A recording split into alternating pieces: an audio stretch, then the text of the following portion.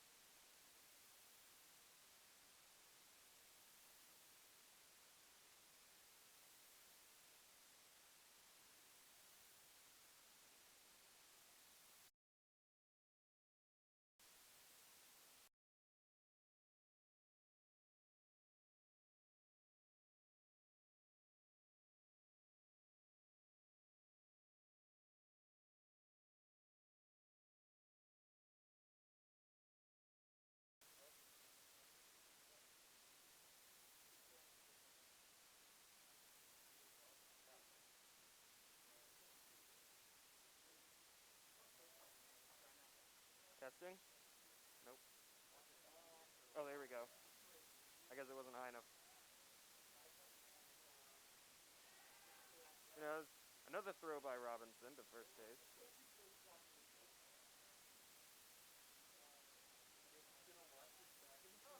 And it'll be 2-0 count still as Robinson has failed to throw to the Carmel players. Here's the pitch.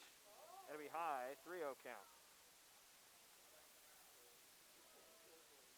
Make it ball 3 on Robinson as he's thrown more balls to first base than he has to the actual batter.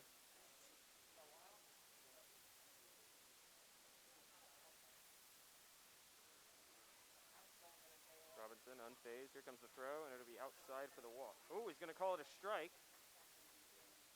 on Cunningham.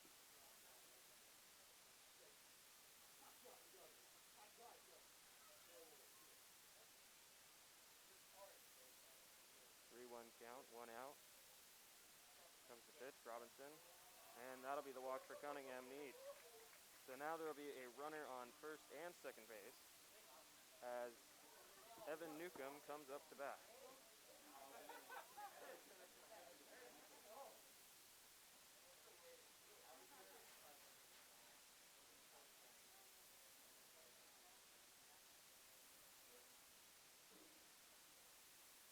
Now with the Newcomb up. Still 1 out.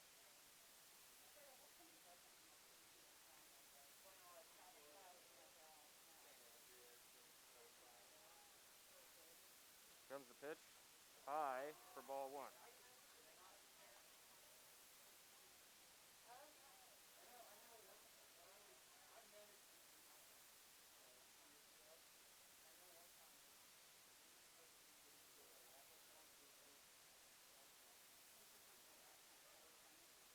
Now I'll have the second pitch, and it'll be a swing and a miss. An outside pitch gives Newcomb the wrong look, and it'll be a 1-1 count.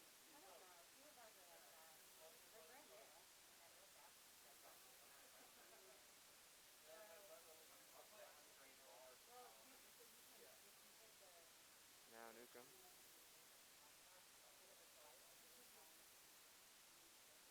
Center fielder, pitch, and it'll be another ball to make it 2-1.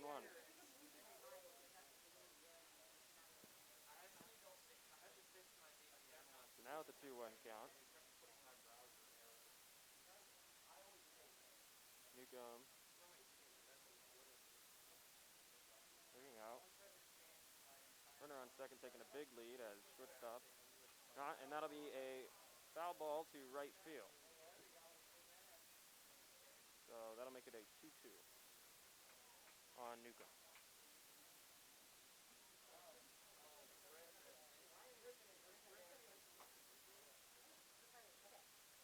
2-2 count now.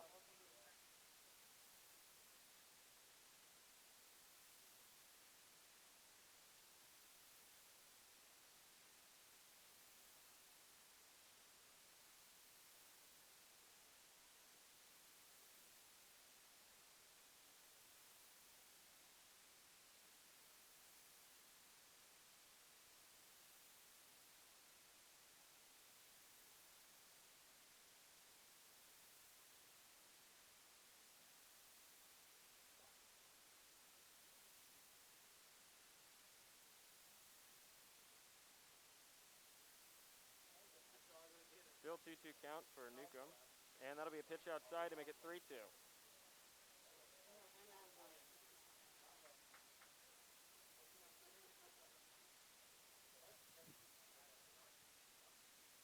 So now full count on Newcomb.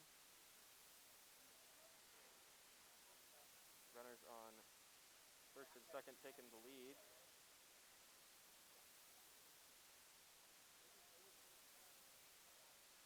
And here's the pitch. Swing. And that'll get through the shortstop and third baseman. And now we have runners on all bases. So that'll bring up Alex Richter for the Greyhounds.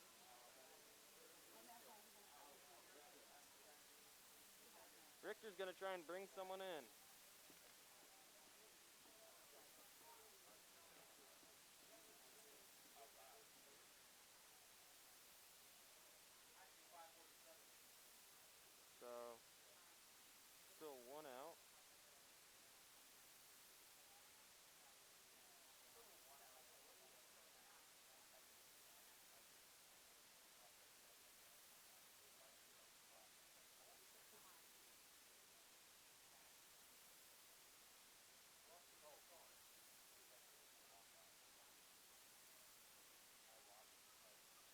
Richter up to bat.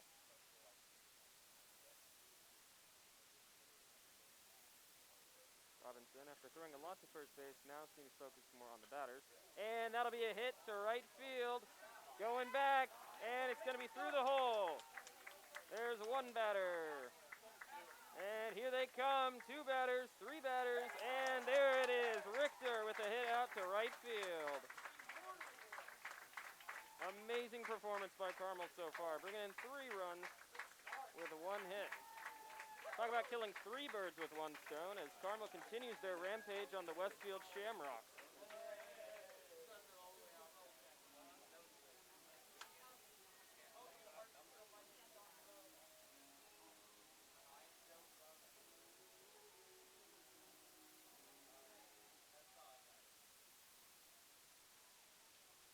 After that is Winston. Westfield's going to have to calm down, and Robinson's going to have to calm down on the pitches. Winston up to bat, the lefty. Here comes the pitch, and it'll be high for a ball.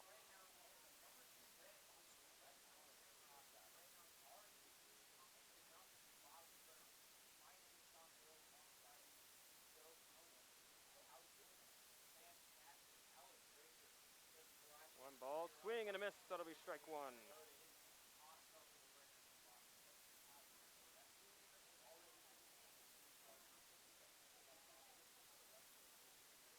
Setting up. Winston up to bat now. Runner on third is Richter. And that'll be another swing to right field where it'll get through the hole and Richter will trot on in. There's another score to make it 6-0 Carmel. Shamrocks starting to be phased by these Greyhounds.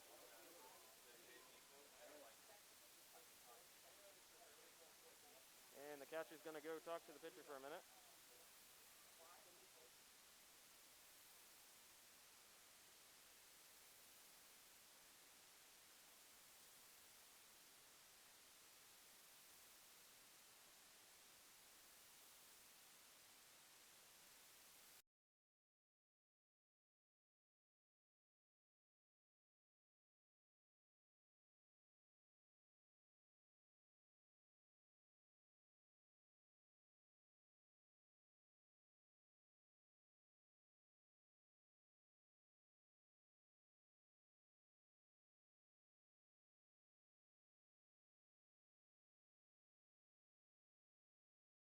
Foul. Winston on first base. McLaren now up to bat.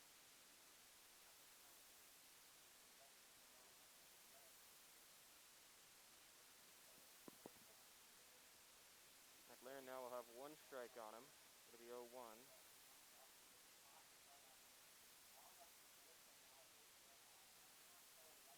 And Robinson will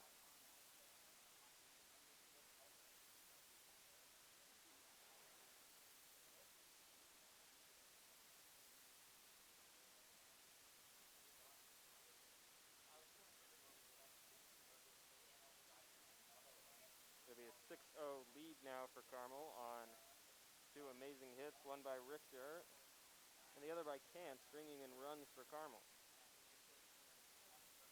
McLaren on the base. Here comes the pitch. It's going to be inside. Throw to second, and he's going to be out. That's the kind of play Westfield needed right there. It'll be 0-1 still on McLaren.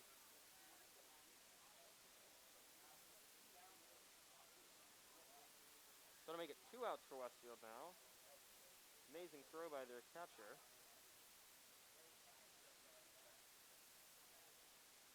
That's the kind of throws you want from your catcher. Here's the pitch, way outside.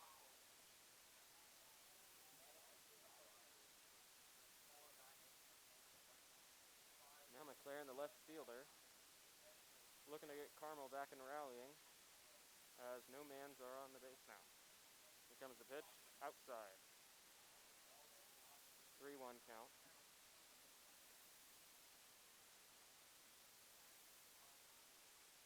And Robinson, here's the pitch. Swing and a miss. make it strike 2 for the full count.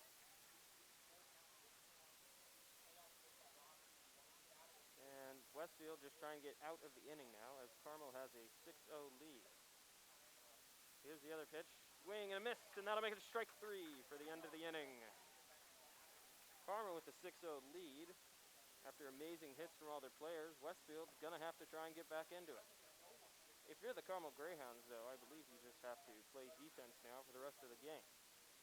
With a 6-0 lead like that, Westfield's going to have to do some serious catch-up work if they want to stay in it.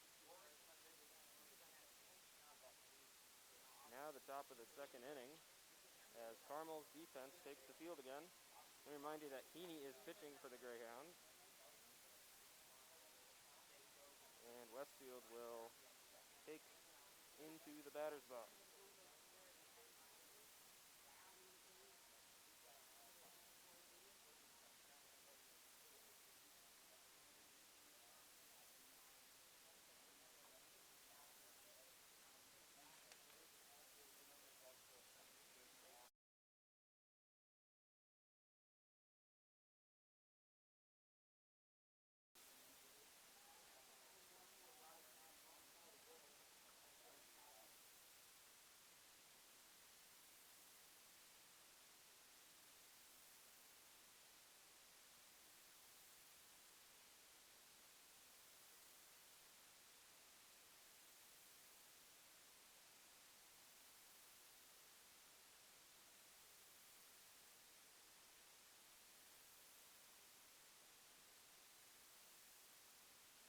Coming back to the second inning, Maximus Webster up to bat for the Shamrocks as Heaney will throw the first pitch.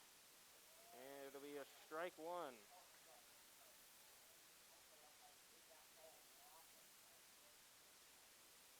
Webster, the second baseman. Here comes the next pitch, and it'll be inside for the ball. 1-1 count. Heaney working quick. Outside. Oh, he's going to call it a strike for the 1-2.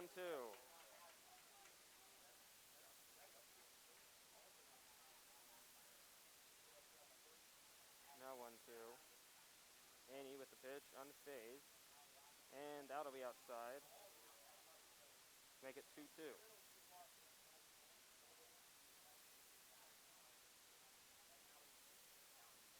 And Heaney continuing his quick work, and that'll be a hit. Third base, and it'll be easy out. Oh, and the Westfield coach is a bit angered by that one. A great scoop by the first baseman. And Carmel just trying to get out of the inning as Westfield already with an out. Cody South now up for the Westfield Shamrocks. Amazing throw by Alex Richter there at third base. Oh, they're going to call him safe, actually. Error on the ump's part. Very interesting. So they're going to make Maximus safe at first. So it'll still be 0 outs. Carmel looking for their first out of the second inning.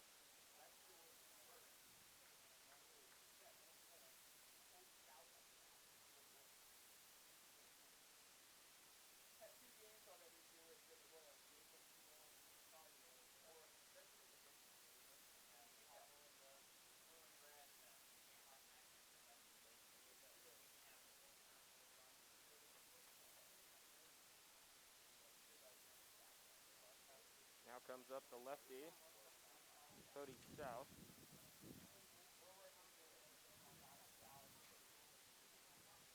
An interesting call by the umps earlier in this inning.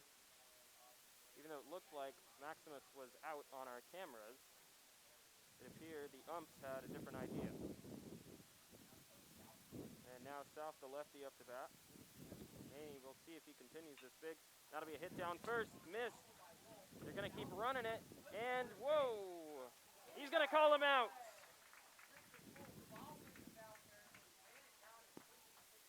Amazing play rate.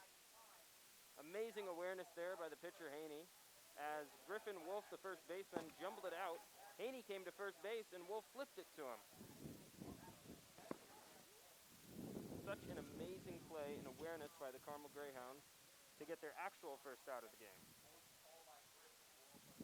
Next up to bat is Colin Lindsay for the Shamrocks.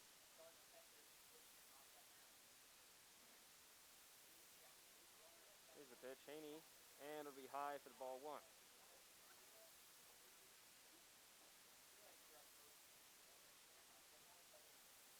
Runner on second base, Maximus Webster.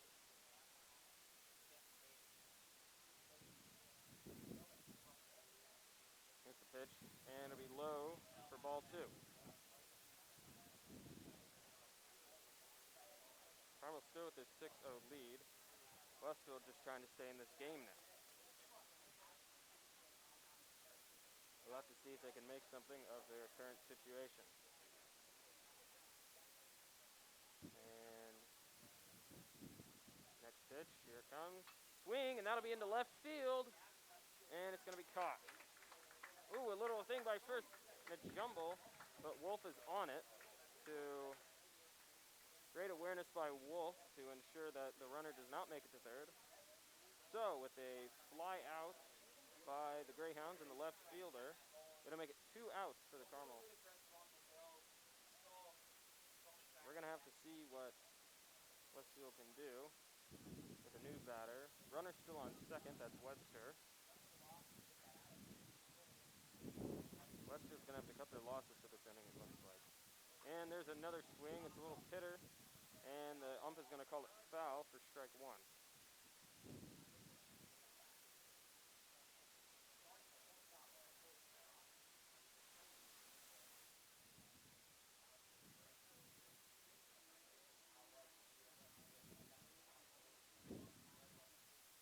Hibbler up to bat. Now down 6-0. The Shamrocks just trying to stay in this game. It'll be 1 strike so far on Hibbler. And Haney looks towards second. And here's the pitch. Swing. And that'll be into center field. And it's going to drop. And they're going to send Maximus home. Maximus is going to make it for their 6-1 now.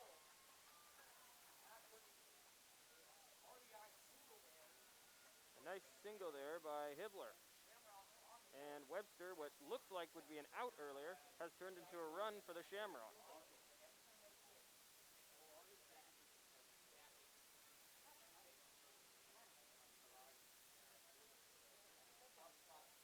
Still 2 outs. Westfield now. It will now be 6-1 the Greyhounds. As Carmel decided not to go for home base. Right in the hole, swing, and that'll be to third baseman, ground ball, and he'll throw to first for the out. And that'll be the end of Westfield attempts. They did score a run, but it's still a 5-run deficit. Westfield's going to have to play amazing defense right now and keep the Carmel Greyhounds from scoring in this inning at all if they want to stay in this game.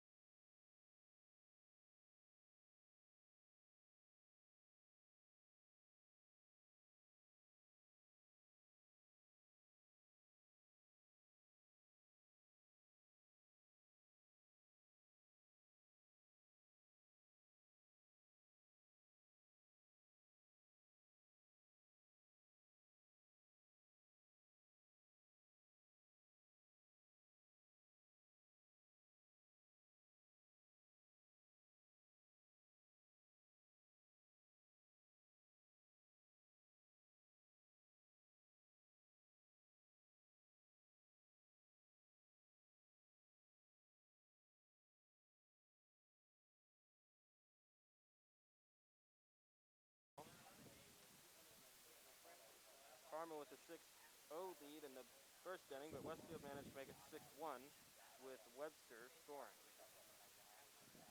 Carmel back up to their first batter. And Carmel's going to try and extend their lead. Westfield just trying to stay in the game. Here's the pitch, and it'll be a ball one for the first pitch of the bottom.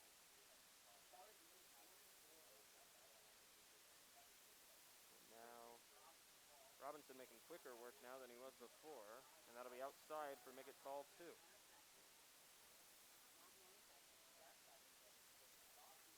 Umpire has not been calling anything out there. He has been calling it lower than usual. Oh, that'll be swing to right field, way back, and that'll be a home run for the Carmel Greyhounds. Nick Mitchell, absolutely annihilated.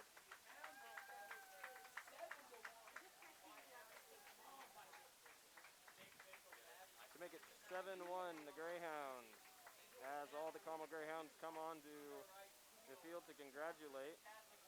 Amazing way to start the bottom of the second.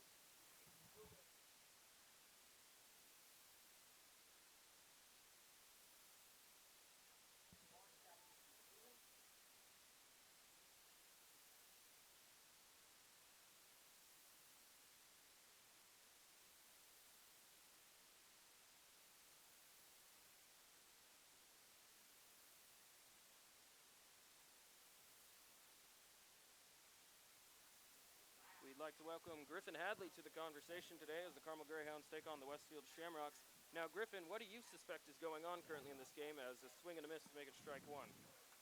You know, this game has been action-packed thus far here tonight, Jordan. It's been really exciting, a lot of action on both sides of the offensive side of the baseball here. We just saw a home run from the senior Nick Mitchell, an exciting play there from the senior, and now Cody Kantz is going to try to show his teammates who's boss, as the Hounds are leading 7-1 already in this one. 7-1 lead, and that'll make it a pitch for ball three by the umpire. The umpire's been a little inconsistent today. I've seen him call a lot of strikes inside. He hasn't really called a lot outside. But whenever it's low, I've seen a lot of strikes called by the umpire. Seen several calls out and away, Jordan.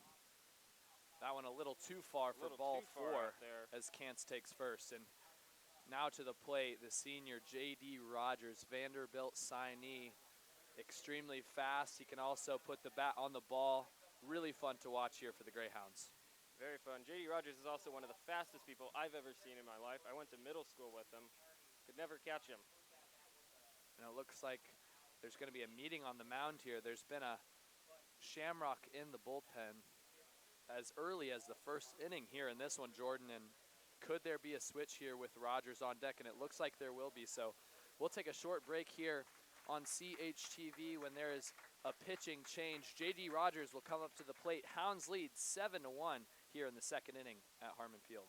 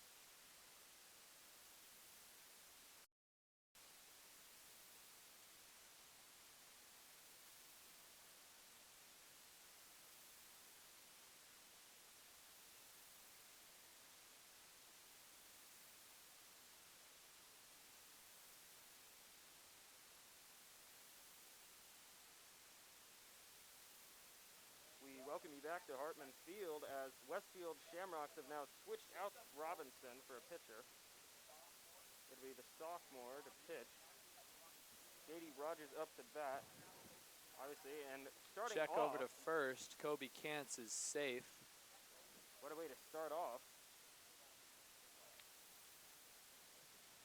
Kantz getting a little dirt on his jersey over there first, making sure that he gets to stay on base. J.D. Rogers up at bat.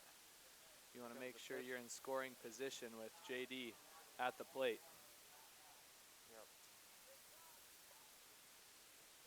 Kant's looking to steal, but it appears the pitcher is right on him.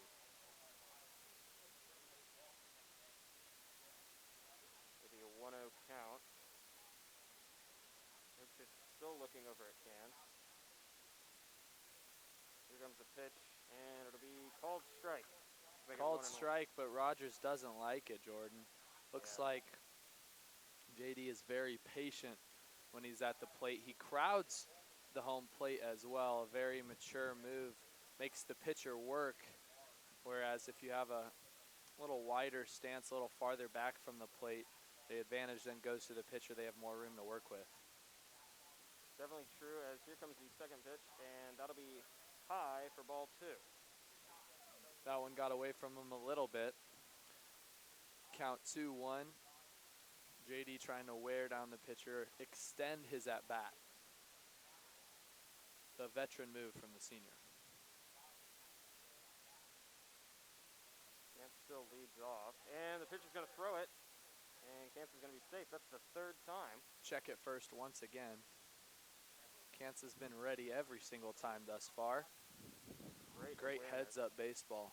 And great awareness by the pitcher to make sure he stays on there as we see another throw. Definitely. The pitcher here for Westfield is trying to avoid that steal from Kantz. Doesn't want to let him get over to second in scoring position as he checks once again. And he loses it. Gets away. Kantz will run to second. And he's going to go for third. He's moving. And he's going to be stopped. Now Kantz is in scoring position with Rogers up to bat. This is definitely a threat for Westfield. So J.D. Rogers extends the at-bat. Jordan Kantz observes the pitcher's moves, and he kept checking over to first and got away from him there over at first, and Kantz takes advantage, makes his way all the way over to third. Now he's in scoring position as J.D. Rogers will await the 2-1 pitch. It's almost as if Kantz was waiting for the pitcher to make a mistake. Definitely. His lead seemed like it shrunk there every time that the pitcher checked over to first. And here comes the next pitch, and that'll be low for ball 3. Bit of a jumble by the catcher there. Great stop from the catcher to let that ball trickle in front of him. Keep Kantz at third base. Yeah, Carmel already with a 7-1 lead. Westfield's just trying to get out of the inning as 0 outs still for the Shamrocks. 0 outs, and the top of the Carmel order is at work here. Pitch again, and Rogers will be walked. High and away, he gets walked.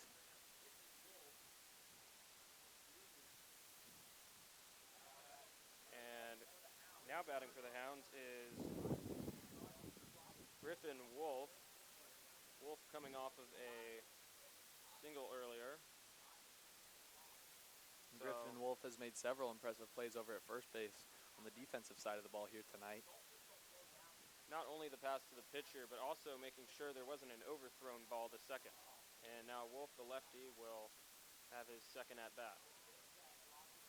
1 high for ball 1.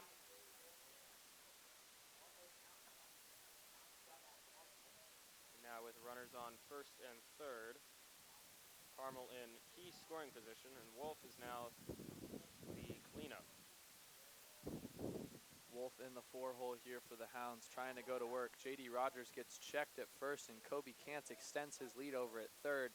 All of the Greyhounds here have been extremely aware in their base running here tonight, not letting Westfield get any easy outs here early, as we are only in the second inning, and the Hounds already have a 7-1 lead. This inning started with the top of the order, Nick Mitchell going yard to start the inning, and still 0 outs here in this second inning. Westfield's playing a dangerous game, throwing over to first, I think. that one gets away from him, it's almost guaranteed that Cody Kantz can dance down to the home plate, tack on another one for the Greyhounds.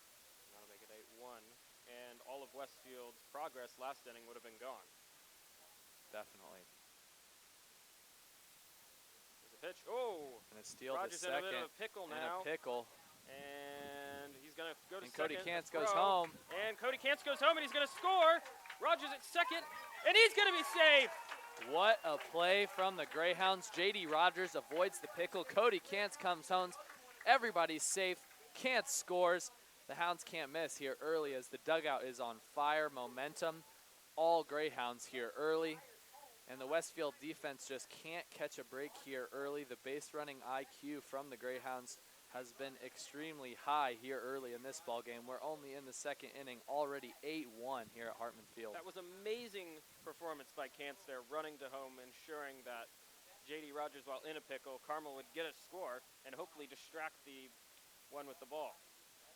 Seems like these at-bats have been lasting a lifetime here as J.D. Rogers was definitely wearing down the pitcher. Now Griffin Wolf is working on the pitcher with a 1-0 count. Wolf swings and it's foul.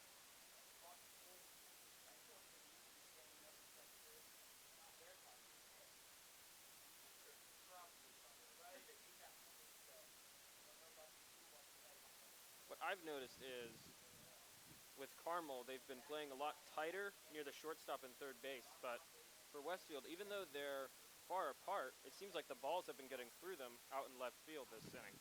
And there's another foul ball out to the fence, almost hitting Griffin. It'll be 1-2. 1-2 count here for Griffin Wolf, fouling off the pitches he doesn't like, extending his at-bat, making the pitcher work for it here with 0 outs in the second inning, Jordan. Something to note is that these Greyhounds, the top of the order, these Greyhounds have really gone to work here in the second. Definitely a slower paced game as the pitcher is going to look towards Rogers at second, but not throw.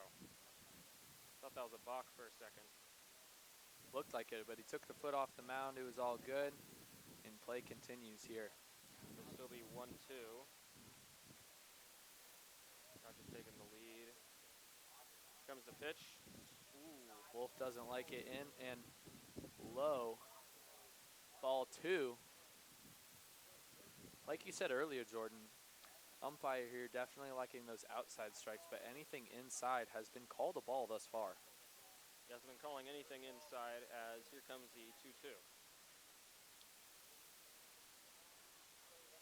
Comes the second pitch, and it'll be swinging another foul ball by Wolf. High and away, Griffin the Wolf wanted to cream that one, but still a 2-2 count, fouls it off left, and the pitcher definitely have to work for this one.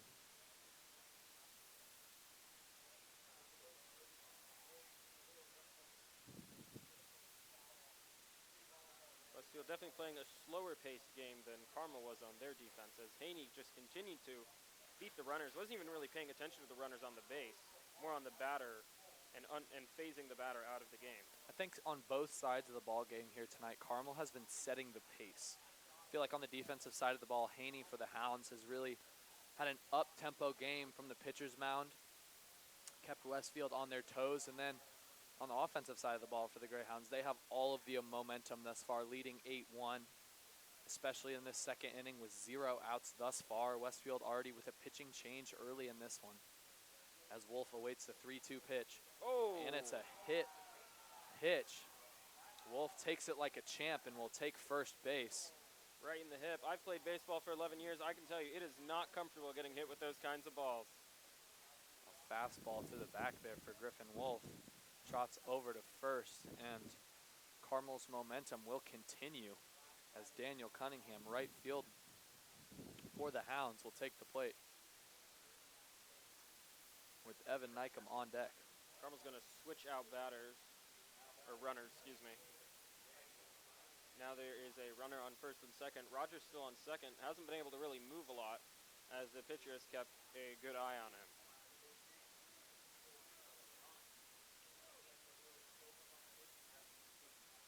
So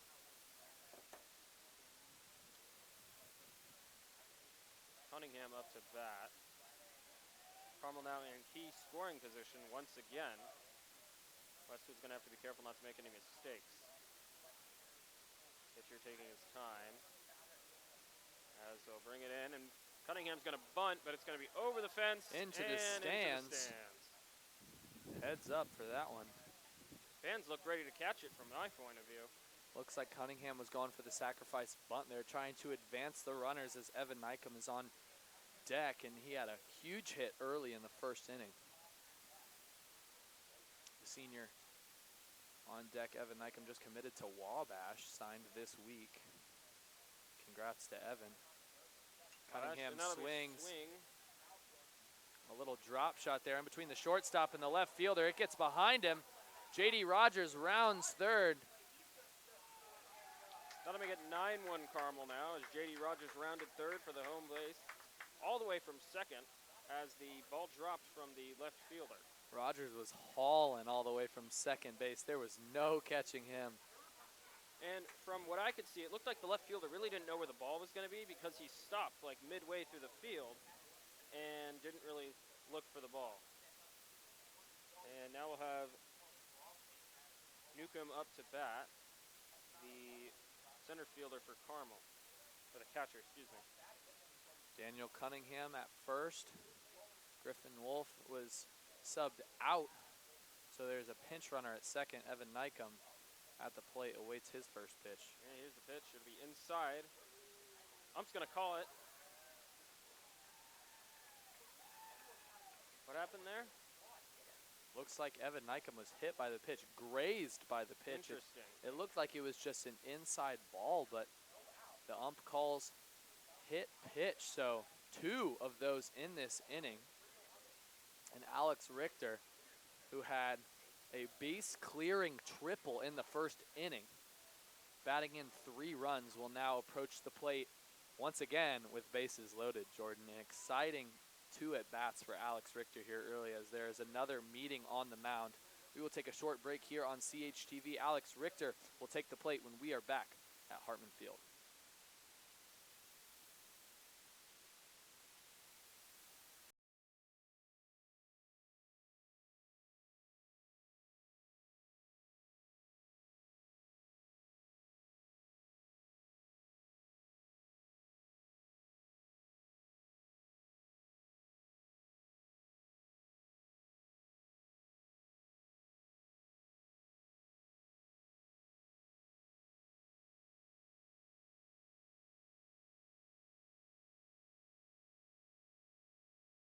And we welcome you back as the Carmel Greyhounds continue to lead 9-1, bases loaded, with Alex Richter up to bat.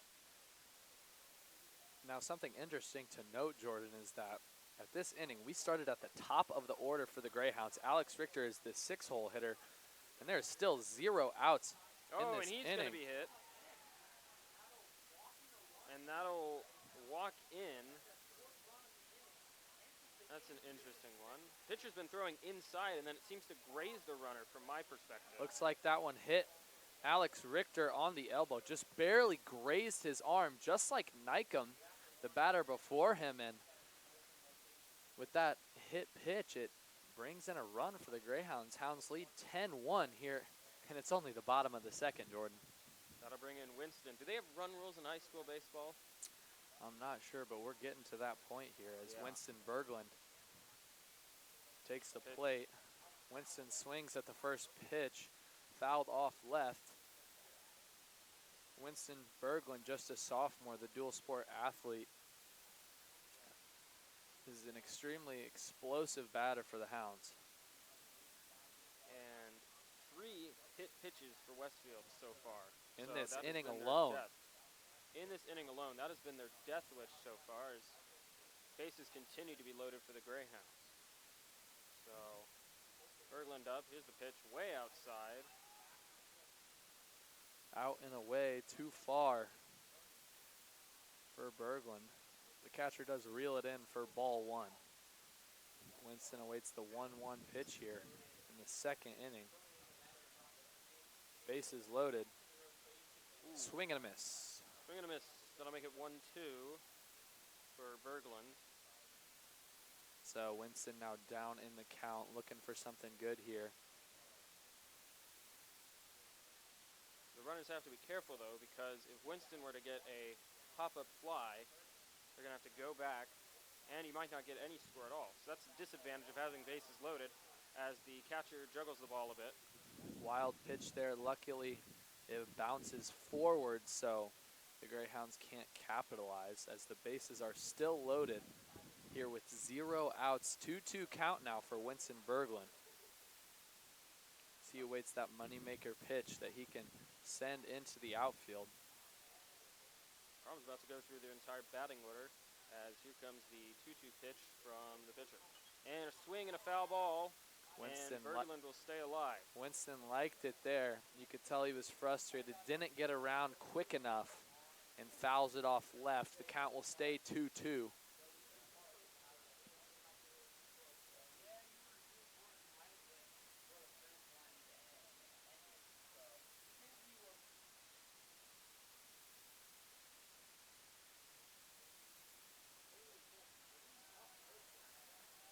And Berglund will be out. Called strike 3. So the first out of this second inning, and we're on batter number 9? Yeah, number 9. Number 9, the last batter in the Hounds rotation with 1 out here in the second. This one has really dragged on this bottom of the second. Colin Lindsley, the catcher for the Westfield Shamrocks, has been extremely busy here in this inning. Yeah, 2 jumbled balls, and the pitcher, Jackson Michaels, will be the pinch hitter here in this second inning.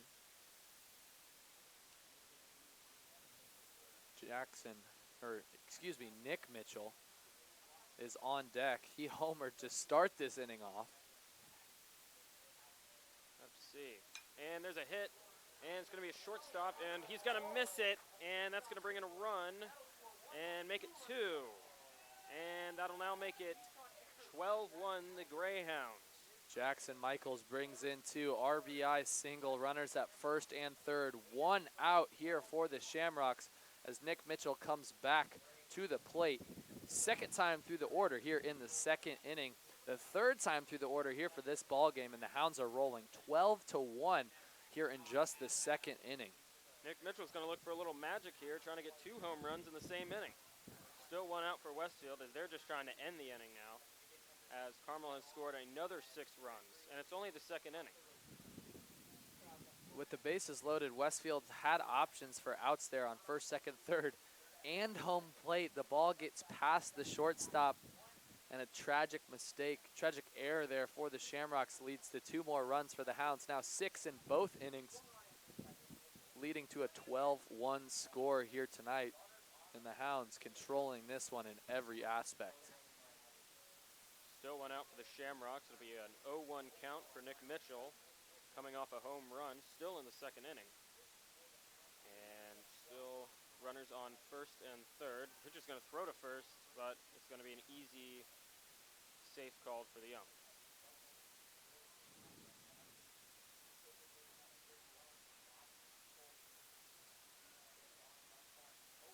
Two pitchers have pitched so far for the Shamrocks.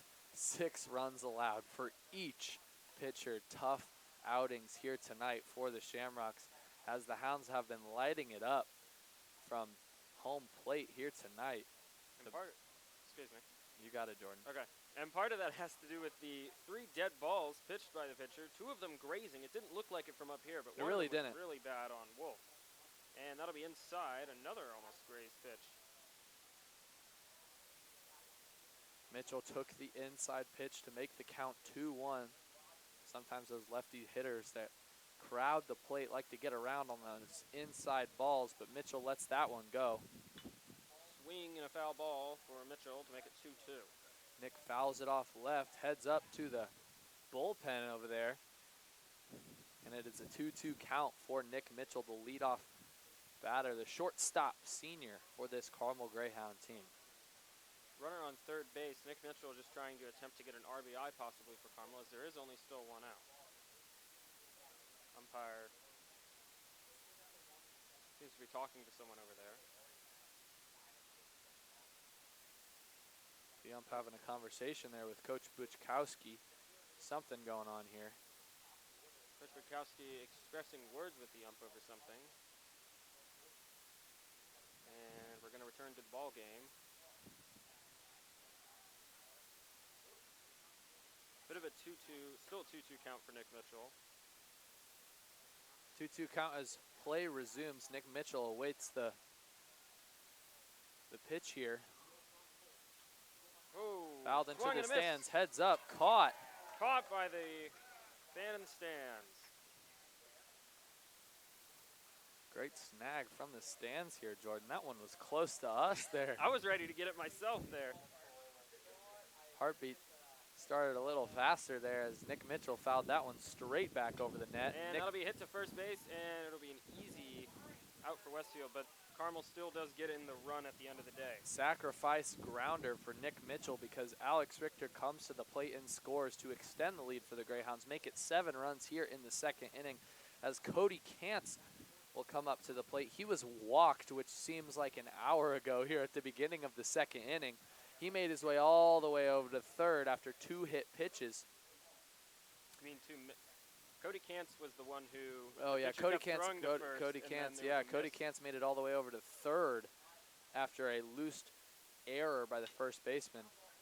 Hit to shortstop, and Westfield's going to try and throw to first to the out. Scoop, and he's going to call him out. And Westfield out of the inning now. Good play by the shortstop right there. Great play to get out of the inning for the Westfield Shamrocks, what seemed like forever as that defensive sequence for the Westfield Shamrocks, not what they wanted to see here only in the second inning. As we will move on to the top of the third here on CHTV. We will be right back from Hartman Field with Greyhound Baseball.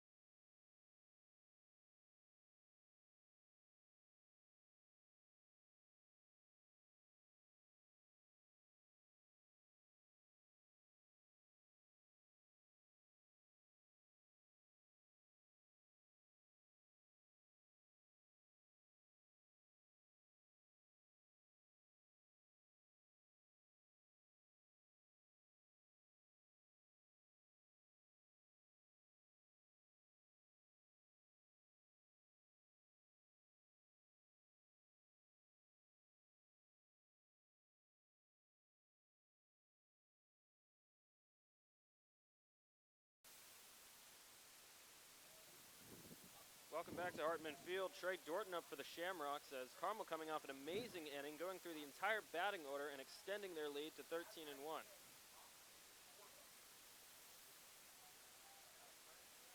And here comes the first pitch outside.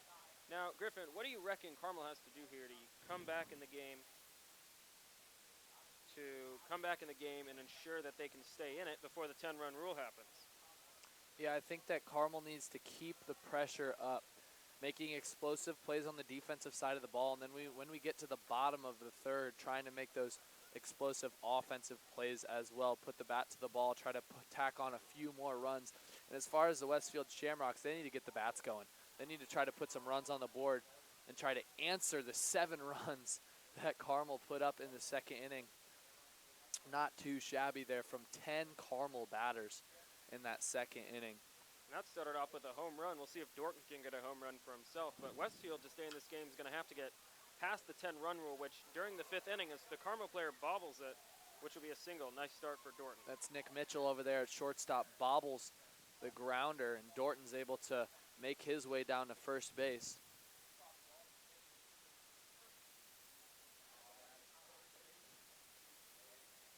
And Keaton Mahan up to bat now for Westfield Shamrocks. Dorton on first. And what I was talking about earlier is if the 5th inning happens and Carmel happens to have a 10-run lead, which it's still early, we don't know, Westfield will automatically lose the game. Yeah, a run rule will come into effect as Carmel has had this one tied up here early, dominating the first and the second inning. Hounds lead 13-1 here at Hartman Field. And that'll be an inside ball. Mahan trying to stay alive. It'll be a 1-1 count. Trying to make something of his runner on first and develop Westfield so they can get some runners on base and hope for a big run. Pitch is outside in a way. 2-1 count now for the Westfield first baseman. Dorton takes his lead. Haney checks over to first. And threw it away, ball outside. Haney hasn't really been throwing over to the other bases so far, is from what I've seen. He hasn't. He's checked over there. He's checked over there at the first base. Make sure the runner is closer to first base, but he hasn't thrown over very much. He's gone home as the foul ball is way up there, lands right behind the Westfield dugout. Outside, we'll make it full count now, 3-2 on Mahan. And we'll have to see what the next pitch brings. Mahan a long at bat here, making Haney work for it as looks like the Carmel bullpen is now active. Want to keep the arms fresh here as it is a long season and the Hounds have lots of games. And that'll be Haney's first walk of the inning. And now we have a runner on second and first. So Mahan takes first after the payoff pitch is called a ball. Mahan up. Max Clark now up to bat, the righty for Westfield. So Max Clark will now try to punch one in here as Dorton is in scoring position over at second base. Max Clark being the third baseman has seen his fair share of action this game. And here comes the pitch by Haney. And it'll be... Looks like that one was high.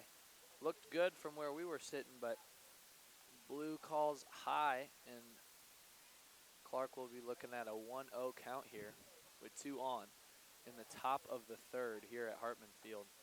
Haney will step off the mound. Trying to keep Dorton close over there at second. He knows Dorton has the speed. He's just trying to make sure Dorton doesn't take a big enough lead, so if a big hit by Clark were to take place, they'll try and keep him at third, as that'll be inside. That was close. It looked like he hit the batter there as we saw several hit by pitches in the second for the Greyhounds. That looked close there, but I guess there wasn't any grazing that time. After several outside pitches and a couple inside there, Nykum went over to chat to Haney, make sure everything's all right. Trying to make sure Haney has everything under control with 0 outs here and 2 men on for the Shamrocks. Don't want to lose this big lead. Pitch is fouled off by Max Clark, 2-1 now. So with a 2-1 count, 0 outs for the Greyhounds. Clark is in perfect position here to get a hit or get walked, and then it's full bases loaded for the Westfield Shamrocks. It'll be 2-1. Haney looks back at the second base for Dorton. Comes the pitch, swing, and that'll be another foul ball to make it 2-2. Fouled off right, lands behind that Westfield dugout. They're trying to get something going here, trying to flip the momentum of this one. But it has been all Hounds, Jordan, and with a 13-1 lead here, Max Clark trying to be the spark plug here for the Westfield Shamrocks. Well, not only gaining momentum, you got to stay in the game from this 10-run rule. Carmel with the 13-1 lead, and as the ball is hit out to right field, and it's going to be caught by the right fielder. That's Cunningham in right field. Tracked down, great play by Daniel Cunningham, and it was great communication by the Greyhounds. Cody Kantz over there at second, Griffin Wolf over at first, and Daniel Cunningham ultimately calling for that one. All 3 Greyhounds could have gotten to that ball, but great communication from the Greyhound defense, something we didn't see from Westfield as several errors occurred on the Westfield defensive side of the ball. And now with 1 out, Haney will now look to put the second out here on the scoreboard in this third inning. And communication is key in baseball, as we currently see. Now we still have runners on second and first, but that was great communication by the Greyhounds, as the next batter up will hit a foul ball. Casey Finelli. Finelli hits it a little bit too far left there on the first pitch of the at-bat. That'll make it an 0-1 count. Haney now taking his time, different from last inning when he was just throwing pitches in there left and right. Nykum telling him to calm down when they had a little chat on the mound. It seems like it's working here. Oh, hit pitch. The bases will now go loaded as Finelli gets hit by the Haney pitch. And that'll bring Webster up to bat, as Webster was the last one who, last at bat, had that run at first, and then he was called safe after called out by the umpires. Webster being the only one to score for Carmel so far, back in the first inning, or second inning, excuse me. Yeah, Webster scoring for Westfield there in the second. Their lone run in this one. Webster is going to call a time. Just try and set up in the base. Second baseman. So Jordan, what you can do is look at this both ways, the situation for the Greyhounds and for the Shamrocks. Obviously the bases are loaded, so the Shamrocks have multiple opportunities to tack a few more runs here on the board. However, the Hounds have an opportunity to turn two here. Haney definitely looking for that ground ball opportunity, trying to pump one in there, get Webster to bite, and ultimately get out of this inning with a clean slate. Yeah, so Haney's going to give him nothing because he wants to make sure there's no fly balls. So we're going to see probably a lot of inside pitches and kind of low pitches to ensure that no real hit takes place into the outfield and no disaster can take place for Carmel if there was an error. Definitely. However, you'll also see some strikes here with the bases loaded. Don't want to walk in that fourth batter as Haney pumps in the heat for strike one. 1-1 count now for Webster. It'll be strike one, still one out, as Westfield now in the best position it's been in all game, in my opinion, with bases loaded and Webster up to bat. You got it, Jordan. Webster rips one. Mitchell to second. Cants to one, and he is called safe.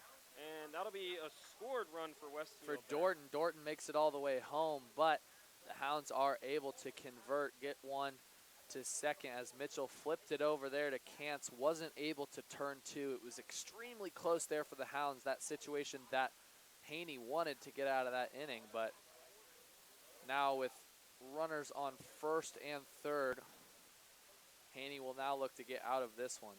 Cody South up to bat, trying to get an RBI possibly and make it a 10-run game again for Westfield.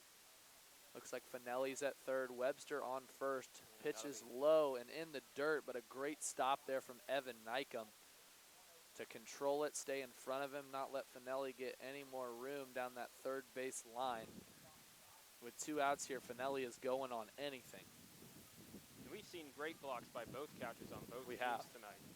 We have. We've seen impressive plays by both catchers, impressive takes by both catchers, trying to make those outside pitches look like strikes, bringing the mitt back inside. Yeah, Nykum and Lindsay definitely trying to be the best catchers they can be during the game, as they haven't had really any bases stolen on them thus far. Most of the bases stolen have been a pitcher's error, as we saw last inning. Or a ball getting behind a first baseman or a second baseman or something like that, as 4 straight balls to Cody South. They'll put him on first, Webster on second. Bases will go loaded with 2 outs. Not a terrible situation for the Greyhounds, as they can go to any base here to get that third and final out here of the top of the third inning and get out of this one. Haney definitely trying to get out of this one with the least amount of damage done. It'll bring in Lindsay, actually the catcher for the Westfield Shamrocks now, as bases loaded for Westfield again. Carmel just trying to get out of the inning. Definitely under threat. Haney just minding his own business. Nykum sets up outside. The pitch comes in right Strike down one. the pipe. Great pitch from Haney after 4 straight balls. Pumps it right down the middle. Able to put a strike on the board, get ahead in this at bat. And if you notice, there was a little bit inside, like I was saying before. They're just trying to make sure that no batter can really get on it, because if you throw it too outside, then you're getting on the broad space of the bat, as that'll be a almost hit. Thought it hit him in the knee for a second, but nope, they're going to call him. Looks like Lindsey was looking for that hit pitch. He'd seen several there, as he has a front row seat as the catcher for the Shamrocks, as he saw 3 hit pitches of his own last inning, but tried to sell it there, did not work. His at bat resumes. 1 ball, 1 strike for Lindsey. 1-1, and he's going to try and swing on it, but the ump is going to give him the ball anyway. Check swing from Lindsey. Doesn't go around. Ball 2 called. 2-1 count here for the Westfield catcher. And Haney taking his time. Waiting for the signal from Nykum. See what he decides to do here. Nykum setting up outside, and he does go outside. Fouled off for strike 2, Jordan. Great setup there, great patience from Haney and Nykum, the duo for the Hounds, pitcher-catcher duo.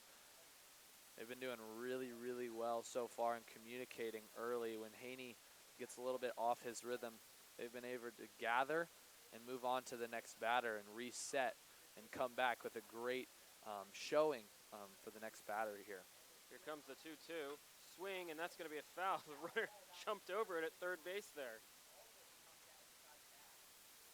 Almost took Finelli out there. A little skip hop from the Westfield Shamrock down there at third. He was fouled down the third baseline. 2-2 count now, pitcher ahead in this one. Lindsey trying to put bat on ball here with the bases loaded. And here comes the 2-2 again, as it's going to be outside, and it's going to be called ball 3. So we have a 3-2 count here, 2 outs, bases loaded, crunch time, as you would say here for the Westfield Shamrocks. This is what it's all about, is Lindsey is going to have to make some magic here for the Shamrocks if they want to stay in this game. 2 outs, as Carmel can throw to any base. Here's the payoff pitch. Lindsey swings, fouls down the third baseline, and we'll run it back, we'll go again. 3-2 count, 2 outs. This has been an exciting one. Scoreboard reads 13-2, but I feel like, Jordan, there's been a lot of action here tonight. Westfield definitely showing that despite the score, they're still in it. You saw that with the shortstop last inning. Despite him missing that ball last time, he still made it, as Haney prepares for the 3-2 pitch. Comes swing, and it'll be another foul ball in the same area. What do you know? Third baseline, foul ball, third one of this at bat. Lindsey making Haney work for it. What a battle here, as this is what baseball is all about, the battle between the pitcher and the batter here, as Lindsey just trying to get some runs in for his teammates. He hasn't been able to really get the bat on the ball yet, as all of them have gone outside for a foul. And that'll be called strike three. Wow, how about that pitch? Woo. There's the outside pitch we were talking about, slightly outside, and they caught him looking there. In Jordan, Haney wins the battle like you were talking about. That battle between Lindsey and Haney, an incredible matchup there from batter and pitcher. And Haney escapes the inning with just 1 run to his name. Hounds lead 13-2 after the top of the third. Hounds will take the plate here when we return on Carmel High School television. Hounds lead 13-2 from Hartman Field.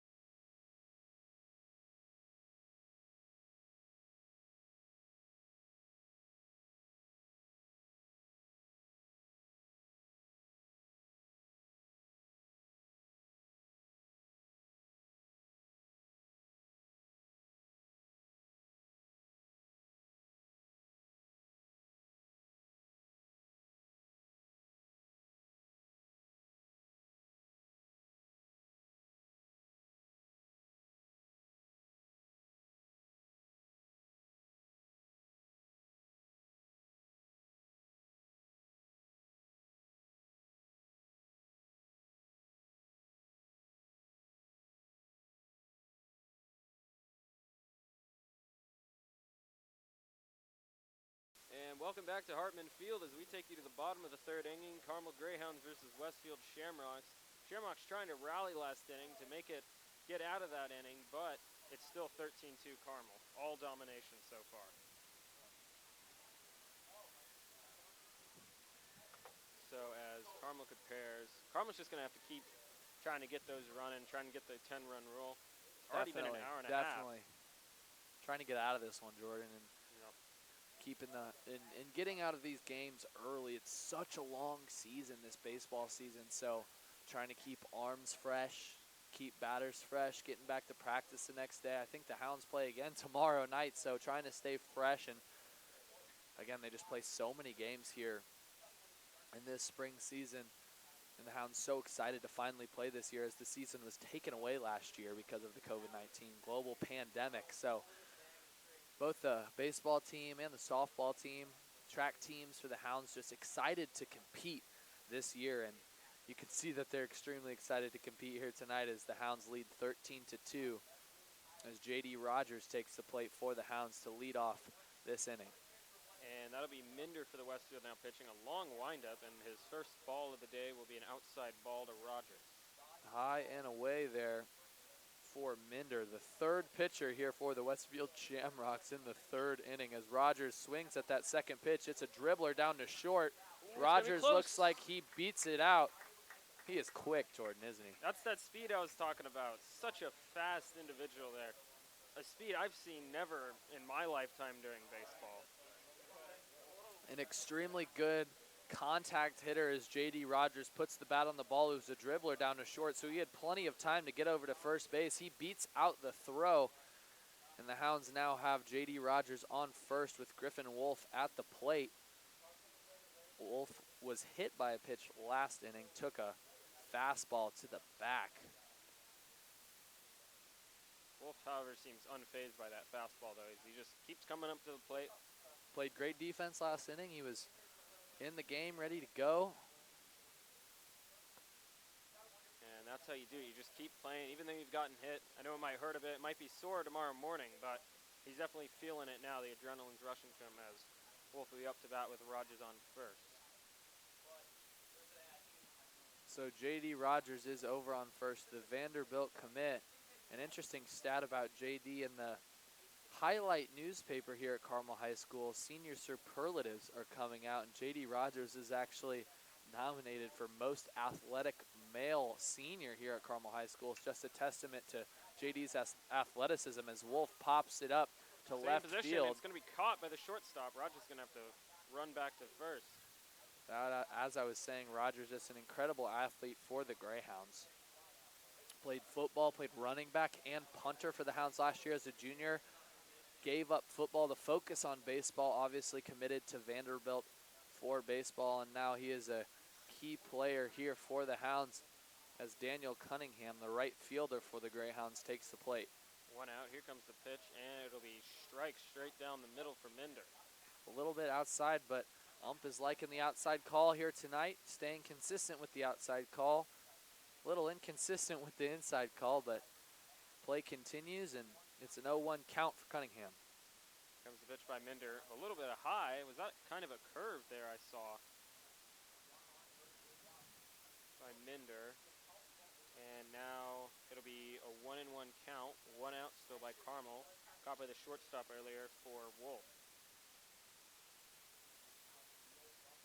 Cunningham, here it comes. In and a swing, and that'll make it 1-2 for the foul ball by Cunningham. Way out there to hit a car.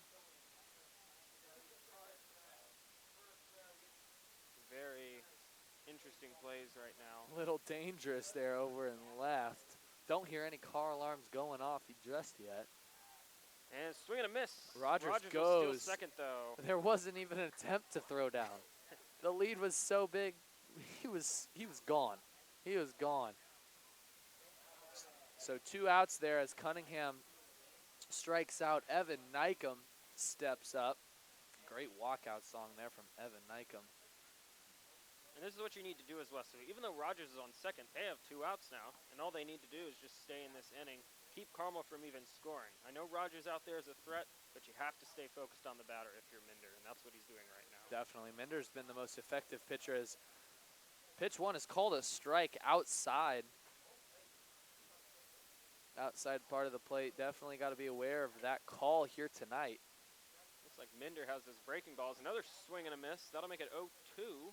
Yeah, 0-2 here for Evan Nykum, the catcher for the Greyhounds. Made several great plays there on the defensive side of the ball in the top of the third. Now trying to get things going on the offensive side of the ball. Evan already had a solid hit there in the first inning. He was hit by a pitch in the second. Now his third at bat, trying to get something going here for the Greyhounds with 2 outs, 0-2 count. Pitch, Nykum the catcher, and that'll be another foul ball. We've seen a lot of foul balls this We game. really have. These players are definitely fouling off those pitches that they don't like, or sometimes they just can't get around on it, and it gets fouled out of play. 0-2 count here for Nykum. He's down in the count, trying to look for something, trying to get J.D. Rogers home. Pitches up and away. Nykum takes it. Those breaks on Minder's pitches are crazy if you look at it. It'll just curve Definitely. right back. Minder has been extremely successful here so far in this third inning. The most impressive pitcher here tonight for the Westfield Shamrocks, but the pitch gets away and J.D. Rogers trots over to third. Rogers has such an effective lead that if a pitch gets away from the catcher, as it did from Lindsey there, Rogers is a cakewalk away from the next bat. Yeah, he's gone The next either base, way. rather, yes. And it looked like he was going to steal home for a second, but He thought about it, but third base coach for the Greyhounds kept him there. Now he's definitely in scoring position here. Evan Nykum just trying to get it into play here. Looking for something over there in the outfield, trying to get J.D. Rogers home. it'll be a 2-2 count now as Minder wastes no time in throwing, but the ump's not going to call the outside pitch this time to make it 3-2 full count.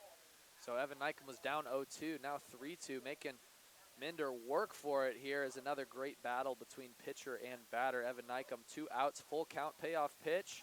Oh! And called ball 4. Looked good, but the changeup falls short of the strike zone. Evan Nykum takes first base with Alex Richter coming up to the plate.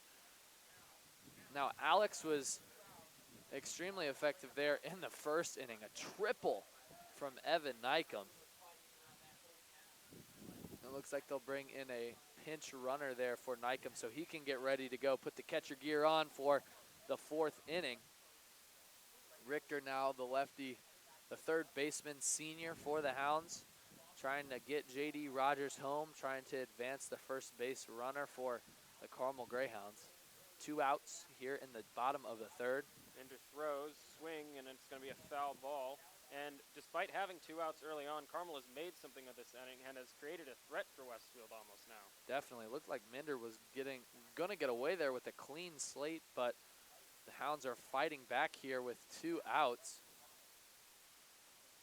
Inside and up, called ball 1, 1-1 count, 2 outs for Alex Richter.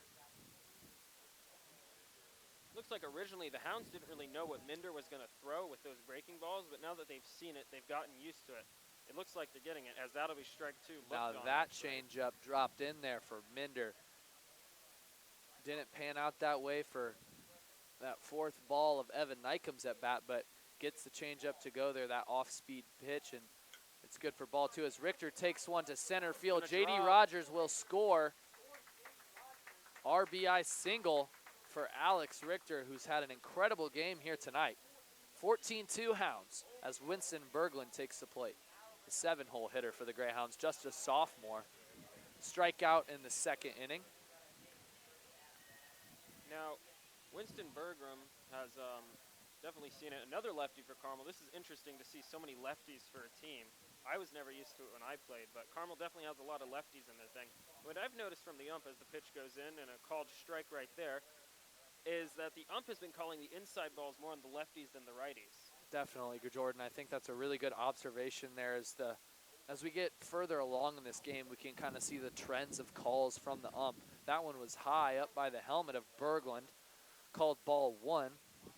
And like you were saying, Jordan, for the left-handed batters, it looks like that outside pitch that's in the zone is called more often. As that one is high once again. 2 high pitches in a row for Minder, 2 balls as Winston is looking at a 2-1 count here. 2 outs in the bottom of the third. Hounds lead by 12. Runners at second and first. Swing and a miss. 2-2 count for Winston Berglund.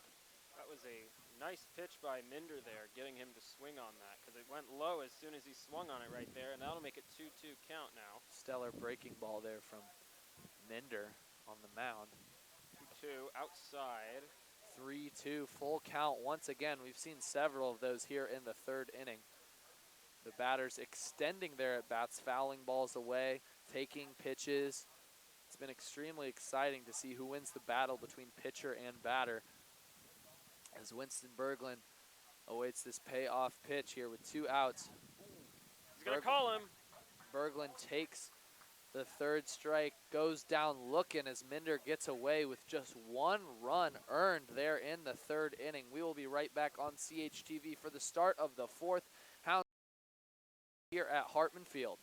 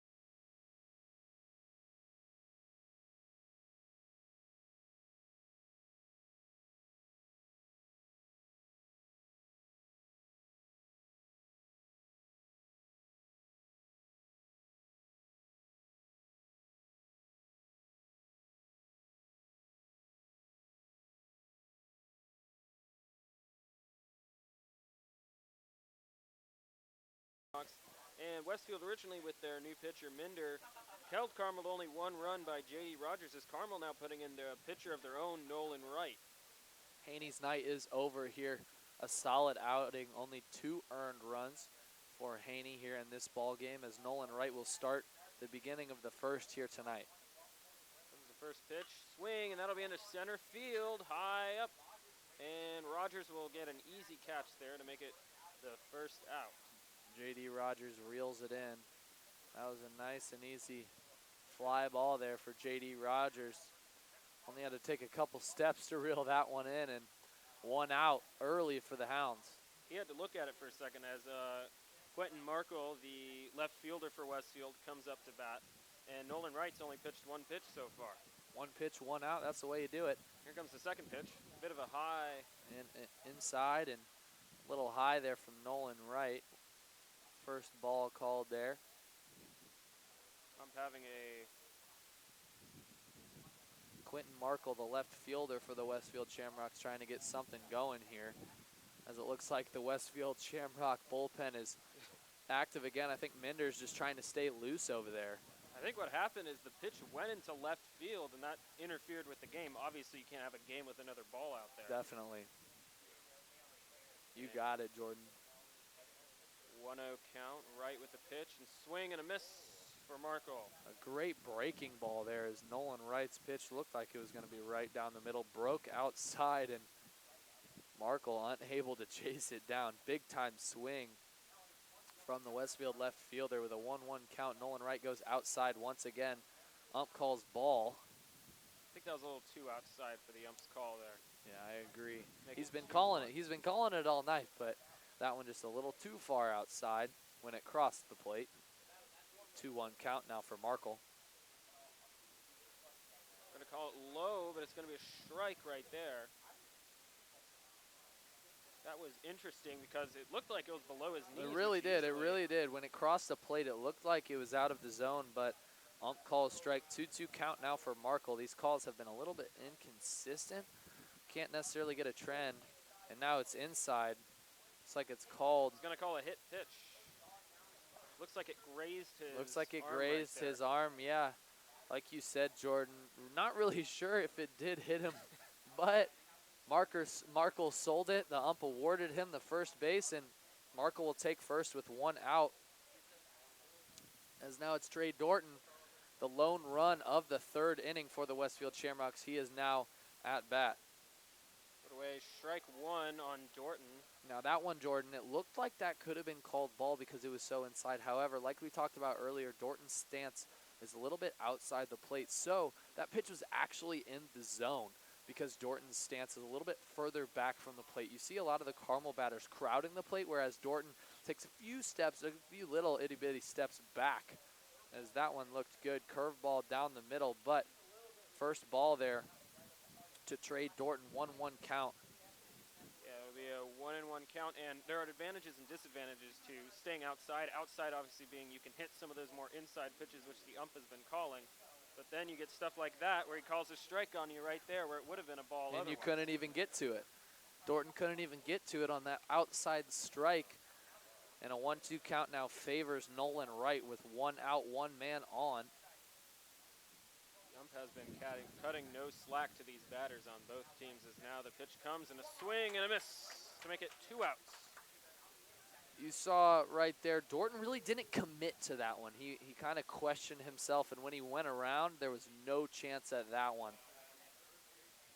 Definitely. So now to make it the first baseman, Keaton Mahan, up to bat, Mahan, the lefty. Yep, Mahan up again with 2 outs, 1 man on.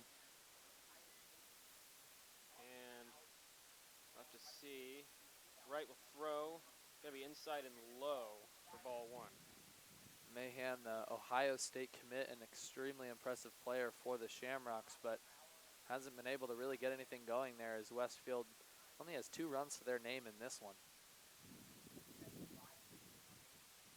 Wright will throw. Mahan will swing, and that's going to be through. It'll get through. And that'll be a single on Mahan. First real hit of the day by Mahan there. Daniel Cunningham able to track it down and right to keep Markle over there on second. Nykum calls time to have a little chat with Nolan Wright on the mound, try to collect himself after that base hit from Mayhem. Don't want to let anything get away from them here as the Hounds have a 12-point lead, and they want to hold on to that as long as they can here as it's getting a little bit chilly out here tonight at Hartman Field, and they want to get out of this one as quick as possible. Yeah, the clouds have cleared and the wind has picked up as Max Clark, the third baseman, comes out to bat for the Westfield Shamrocks. Runners on second and first after the hit by Mahan. So that hit by Mahan was pretty impressive, getting in between the second and first baseman there.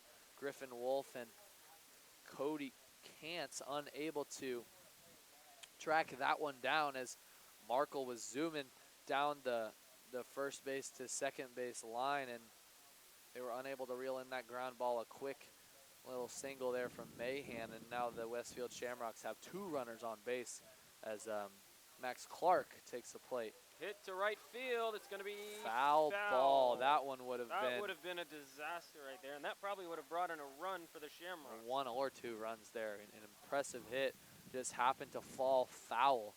A break for the Greyhounds. Big break as right fielder Cunningham was ready to go for it, but luckily, I mean, he has the arm. I feel like he could have gotten him at second if the runner went there.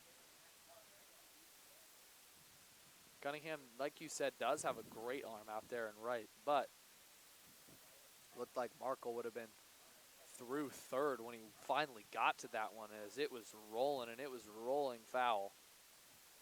Clark is certainly showing some muscle early on as that'll be inside for ball 2. So Nolan Wright trying to give that one to go. A little too much breaking inside from that one. So ball 2. 2 outs here for Nolan Wright and the Carmel Greyhounds trying to get out of this one with 0 runs to their name. 2 men on for the Westfield Shamrocks.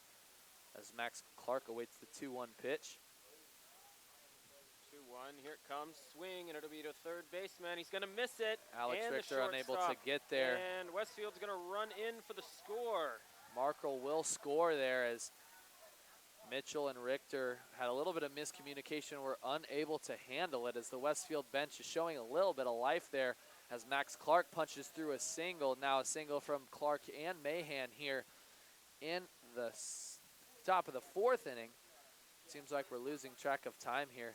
2 hours into this one already, just in the 4th inning, and it has been action-packed on both sides of the ball. It seems like it wouldn't be on this Westfield side, but they've had several hits, several walks, and now we're looking at a 14-3 game here. 17 runs total, lots of action here, primarily from the Greyhounds, but Westfield showing a little bit of life here in the top of the 4th inning. Yeah, you know, the score doesn't always show what's going on throughout the game. I mean, we've seen great battles from Westfield pitchers, a great hit, as we saw right there, from Clark, and Westfield just trying to stay in the game currently.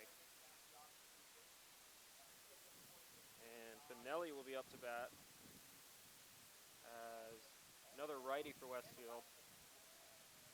Wright will prepare the throw now. Runners on first and second for the Shamrocks. 2 outs for the Greyhounds.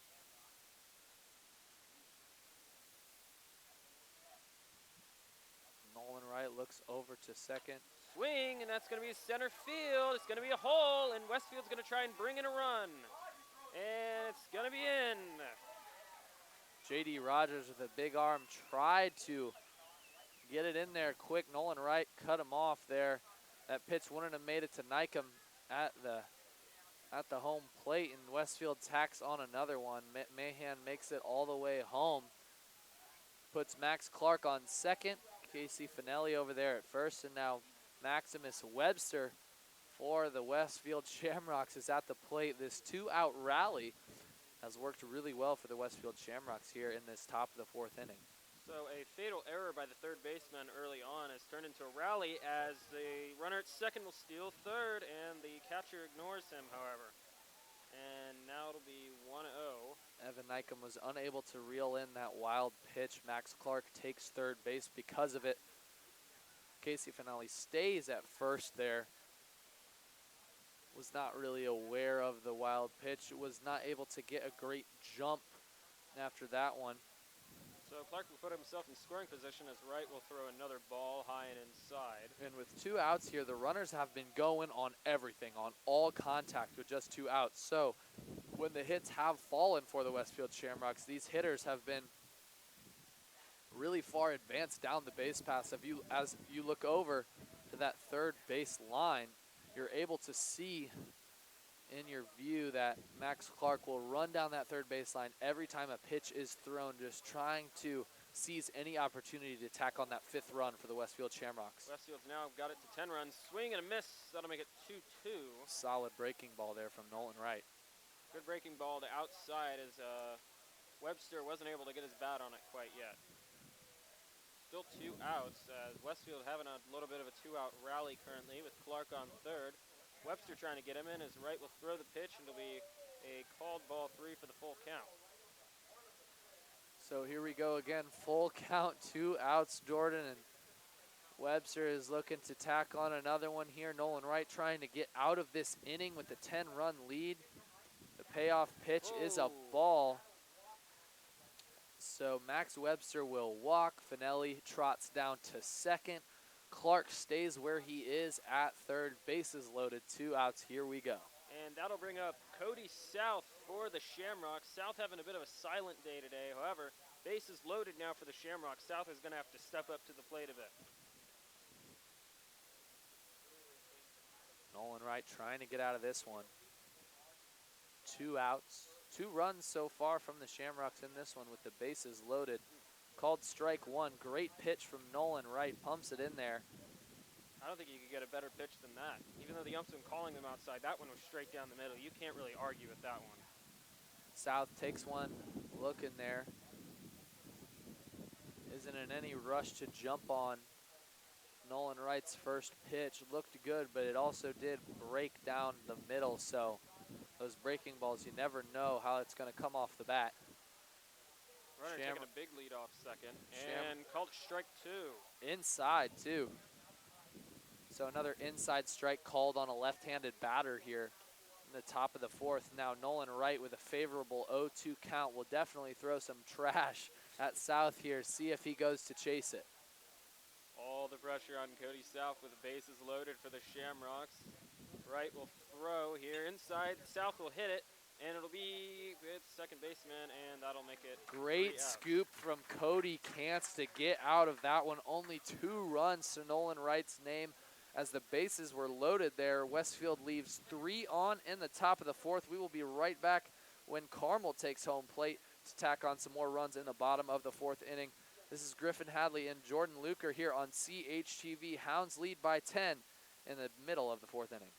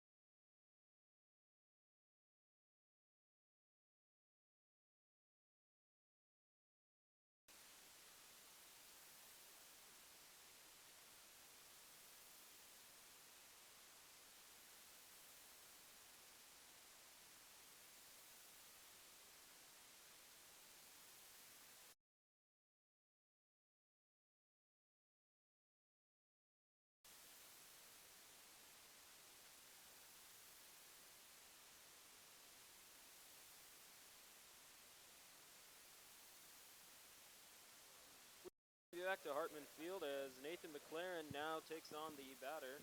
Watch out. Minder still the pitch currently as Westfield just trying to stay in the game. Might I remind fans of the 10-run rule in the 5th inning, and that'll be a foul ball. Heads up to the spectators as it goes over the Westfield Shamrocks dugout. McLaren fouls off his second pitch. 1-1 count now for the Carmel left fielder. And Minder, the pitch coming in, and it's going to be low, and the catcher bobbles it a bit. Looks like it was in the dirt there from Minder, who had a stellar 3rd inning, only allowing the Carmel Greyhounds to tack on 1 more run. 6 for the Hounds in the 1st, 7 for the Hounds in the 2nd. So Minder doing his job, only allowing 1, and another pitch goes in the dirt for ball 3. I don't know. I always liked my balls in the dirt. They gave me more grip whenever I was throwing, but it's just preference as a 3-1 count now. McLaren just trying to get on base. And here's the pitch by Minder. And another one in the dirt. Catcher's going to have to be careful, but it doesn't look like McLaren has any intention of stealing second off of that. It's 3 straight balls for Minder as McLaren takes first and Carmel now goes straight to the top of the order. Nick Mitchell, who homered in this one in the 2nd inning, is now back up to bat. Mitchell has definitely been the star player this game, leading Carmel to that 7-run rally, Definitely, he started that rally, Jordan. As Minder will throw to first there. Although Westfield has thrown a lot more to try and catching the runners off guard. Although it hasn't really been working for them so far here, as Minder will throw, and it'll be inside, and McLaren will steal second. He's going to look towards third, but Lindsay will be able to keep it out of contention there. 1-0 count for Nick Mitchell, top of the order for the Carmel Greyhounds. And Westfield just trying to stay in this game currently. So McLaren trots over to second, so he puts himself in scoring position with Nick Mitchell at home plate. 1-0 count for the senior. Trying to get something going here with 0 outs in the bottom of the fourth. Carmel just really trying to end this game right now here. It's 14-4. Westfield has a chance not to make the 10-run rule happen if they can keep Carmel out of the scoring position and score themselves next inning. So Lindsay can't handle that one for ball 2. Lindsay's bobbled a bunch of balls now. Seems like as the game has gone on, we're already here for 2 hours. The tiredness, you can see it sort of in the players. Definitely, fatigue sets in. And another one gets away from Lindsay as McLaren trots over to third. Oh! Calls him out. Oh, fans. Very controversial call there from the stands over here. Seemed like McLaren was safe with time to spare, but Blue calls McLaren out. Looks like our radio buddies over there might have seen it as an interference call from McLaren getting in the way of the third baseman and unable to reel in the throw. But with all that being said, Nick Mitchell takes ball 4, takes first base, and we reset runner at first, 1 out with Cody Kantz taking the plate. Kant's going to try and make something, runner on first, obviously Nick Mitchell, and from what our partners at WHJE said, it was definitely like an interference call or something, because it looked like he was safe for a minute there. Definitely, it definitely looked like he was safe at third, but like you said, Jordan, and like our guys over at WHG 91.3, looks like there was an interference call. Another low pitch there from Minder. Ball in the dirt. A lot of balls in the dirt so far. Make it a 1-0 count. And Minder hasn't really been throwing his breaking balls as much, more just fastballs now, trying to throw some heat towards the Greyhounds. And that'll be outside. Interesting call by the ump, as he's been calling it all day, but we'll have to see to make it 2-0. 1 out after the play at third by Lindsay. A great throw by Lindsay, though. 2-1. Solid pitch there from Minder trying to get back in this at bat. Went down 2-0. And surprised he didn't call it on that one. In the dirt there. Lindsay unable to reel it in. 3-1 count now for Cody Kantz. Carmel second baseman trying to get something going. Advance Nick Mitchell, who's over there at first base, awaiting the next pitch.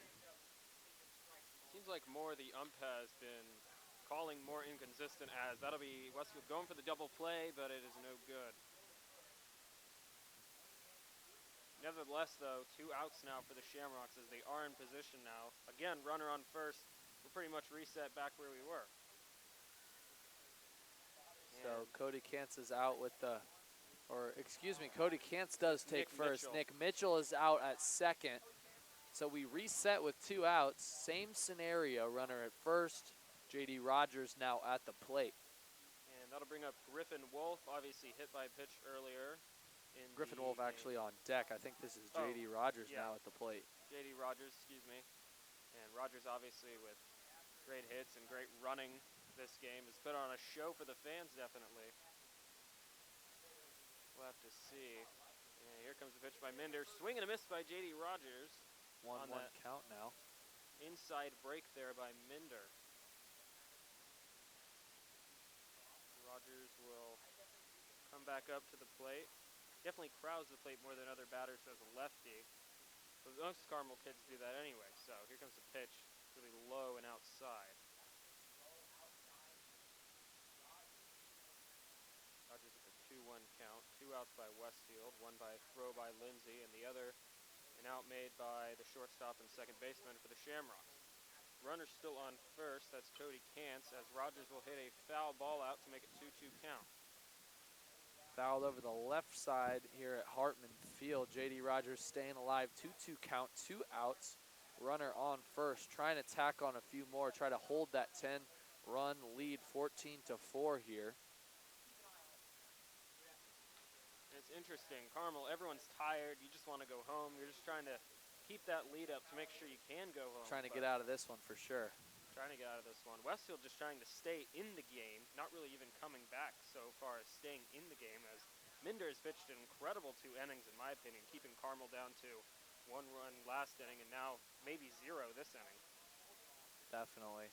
I agree with you, Jordan. The pitching for Westfield has definitely picked up, definitely struggled early in the first and the second, allowing a total of 13 runs in the first 2 and just 1 combined in the bottom of the third, and now we're sitting in the bottom of the fourth with 2 outs. J.D. Rogers takes first on a ball 4 that looked like it could have been pretty good there, but no call for strike, and Cody Kantz trots down to second. J.D. Rogers takes first. Griffin Wolf takes the home plate, and we'll see if Griffin Wolf can bat in his teammate down there at second, Cody Kantz. Right, and that'll be ball 1 thrown by Minder. Pitch in the dirt there for Griffin Wolf. Griffin Wolf really hasn't been getting any balls this game. Obviously, he was hit earlier, but what I've seen is a lot of pitchers have been throwing outside to him. They really have been thrown away from him. Don't want to give anything up to the cleanup hitter for the Greyhounds. We do have 2 runners on base now. Rogers and Kantz. It'll be 1-0 as Minder sets up. Looks back towards second. And here's the throw. Hit by, and it's going to be Deep out left the foul. field, It's third gonna be caught. baseman. Tracks it down for the Westfield Shamrocks. Gets out of this inning clean and squeaky. No runs allowed for the Westfield Shamrocks. Hounds lead 14-4 after 4. We'll be right back on CHTV with more Greyhound baseball after this.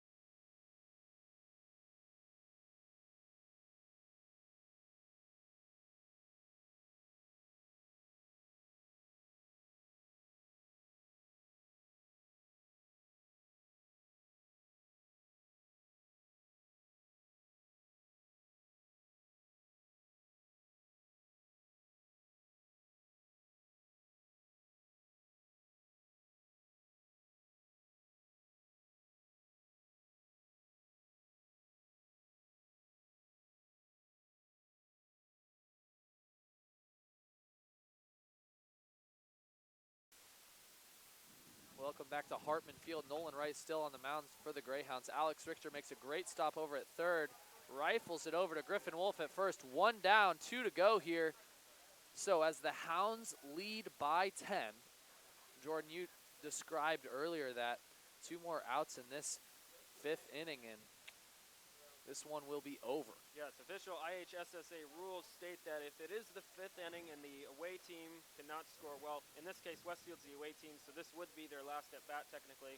Carmel does have the 14-4 lead on Westfield, and the game would be over by mercy rule. So outside strike on the first pitch there from Nolan Wright. 0-1 count, 1 out. Tibbler up to bat. And there's the pitch, and it's going to be high. Hibbler looks like he ducked there on that one, trying to make sure he got that called ball there on the second pitch of his at bat. Nolan Wright trying to get out of this one. That was a pitch by Wright. It's going to be high and inside, and the ump isn't going to call it that time. Just got away from him a little bit on that pitch. 2-1 count now with 1 out here in this one. 1 out, 2-1. Wright will throw outside, and it's going to be out of his.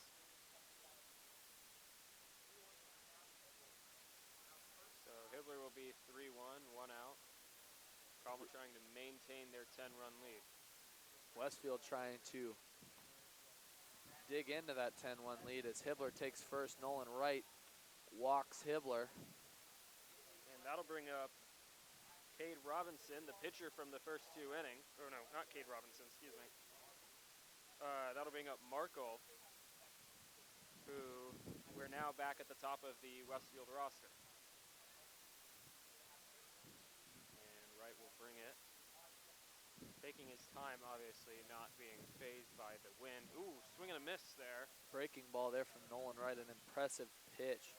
Got Markle to chase, 0-1 count. Runner on first, Markle at bat. Nolan Wright trying to get out of this one, 1 out. Hounds lead by 10. Top of the 5th inning here at Hartman Field. Ripped over to left. And nothing you can do about that as Carmel's just going to try and bring it in. So. Base hit there from Markle. Good piece of batting there.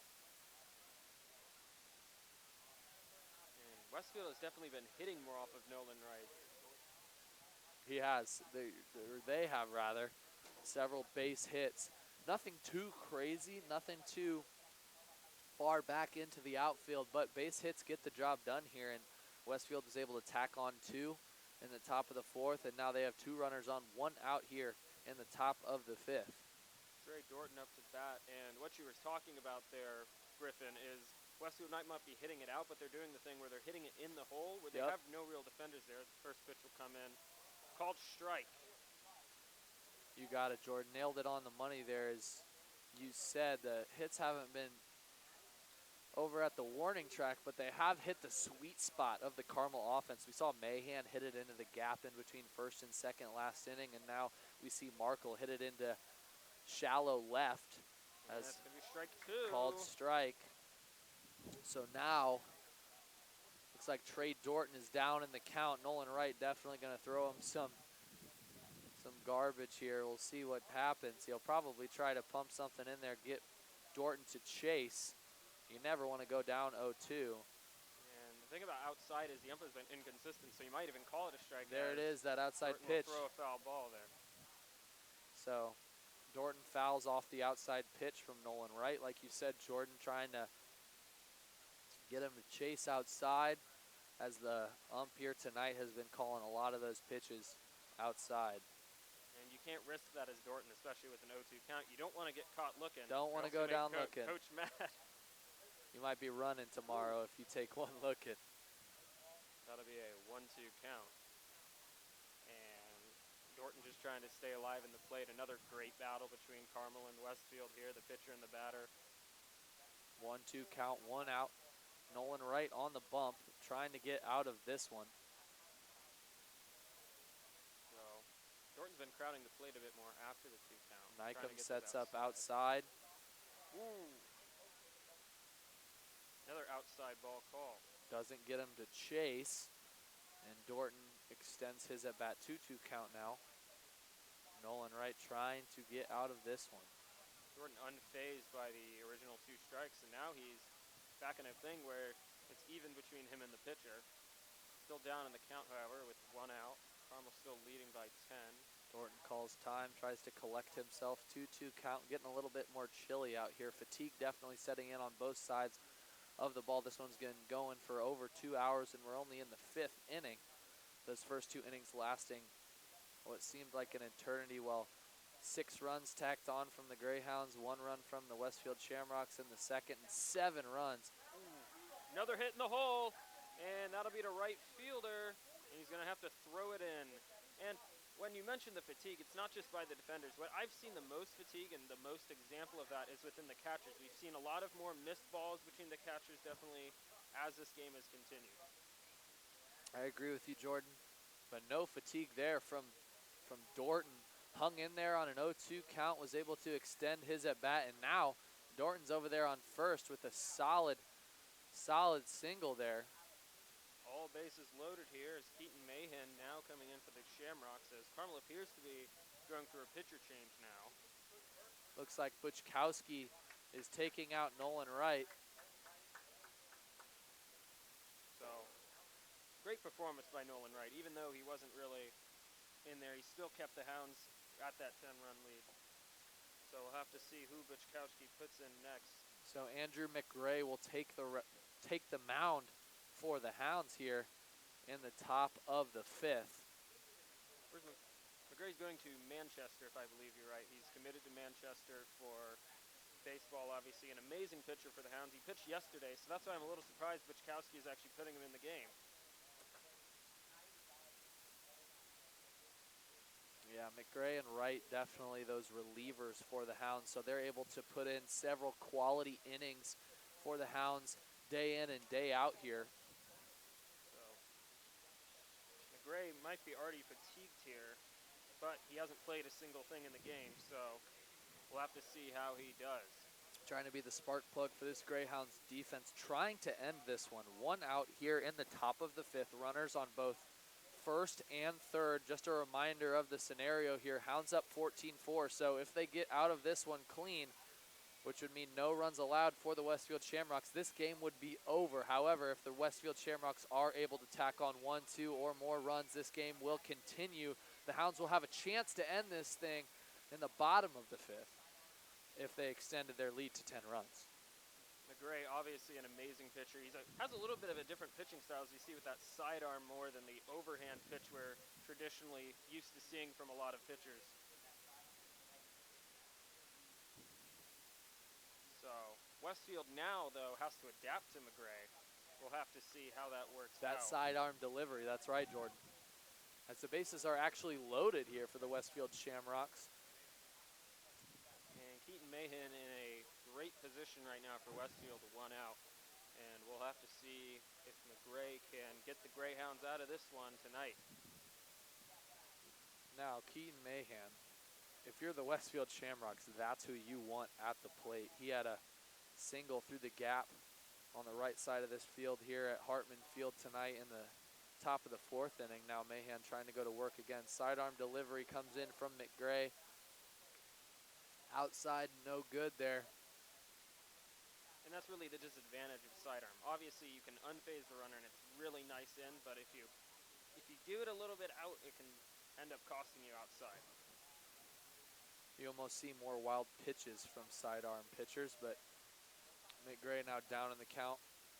2-0 for Mahan. Definitely doesn't want to walk in a run here. That would be the last thing that Coach Buchkowski and the Greyhounds would want to see here in the top of the 5th.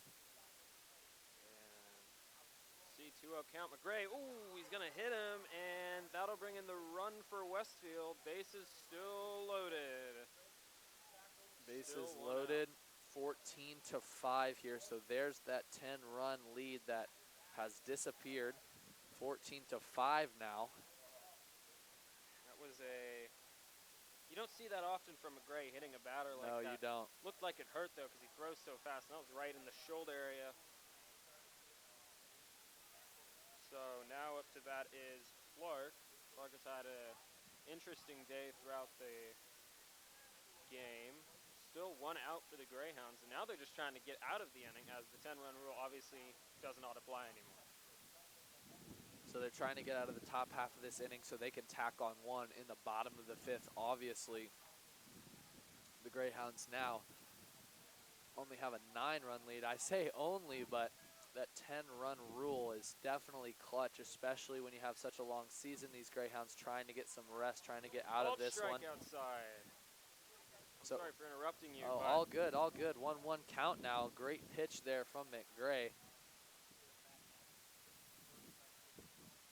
Such an interesting. You just don't see those sidearms very often. You really don't.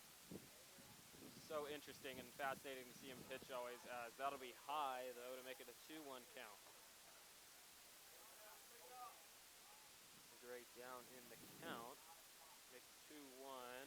Runners base is still loaded for the Shamrocks as Clark's going to try and work some magic here for the Shamrocks. As here comes the pitch from McGray, and it'll be high. High once Make it again, 3-1. called ball 3. That was a very inconsistent call by the ump, in my opinion. 3-1 now. McGray taking his time still. Here comes the pitch. 3-1. Down. Ooh, another hit batter. Uh-oh. There's another one, walks in. Ooh. Or hit by pitched in, as you would say. 2 runs now in the top of the 5th for Westfield. Now 14-6, Evan Nykum and Andrew McGray having a chat there at the mound. McGray definitely needs to collect himself here. Man, you don't see that often, but when it happens, you just think. Sometimes on that sidearm delivery, it just gets away from you a little bit. It does. And right-handed sidearm at that, so it comes in, especially on those right-handed batters, which are more from Westfield.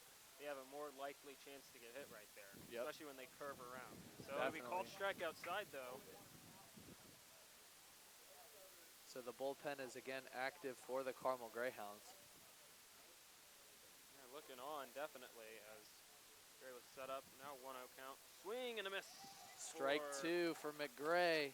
Getting ahead in the count once again, trying to get out number 2 on the scoreboard here at Hartman Field, trying to get out of this 5th inning with no more damage done. Bases are still loaded here. 14-6 the score. One big hit out to the outfield could really open up this one as a swing and a miss. Strikeout for McGray, looking for some momentum for the Hounds. There it is. Big time strikeout from McGray. Very mature at bat there. That was from Finelli, and now it'll be Maximus Webster up to bat now. Webster obviously being the one. And here comes the pitch, and it'll be inside. Almost grazed Webster there on the inside. Like you said, majority of these Westfield hitters are right side hitters, so that sidearm, if it doesn't break, it's going right into the side of those hitters. It is right on their back, and that'll be hit up. It's not going to hit our roof. Nope. Back behind the Westfield dugout once again. Some of these fly balls, you can't quite track them down up here in the broadcast booth. Wants to make sure everybody's okay down in the spectator area here at Hartman Field. And definitely with the cold weather, we've seen a drop in the spectator numbers, definitely. It was full house to begin with, and he's going to call it. Called strike 2 as the wind is picking up here at Hartman Field. 0-2 count once again for McGray. He's really turned it on these last 2 batters. And that's why McGray is going to a place like Manchester. You see, even with the 2 hit batters, he manages to pull it off as strike 3 is called, and Carmel's out of the inning. Going down looking is Webster. Big time presence from McGray on the mound to get out of that one. We'll keep you updated as the next inning comes into thing on CHTV. McGray obviously pitching a great game, even though he hit 2 batters, keeping Carmel out of it. We'll continue the game, however, as the 10-run rule does not apply to Westfield. We'll see you in the next inning.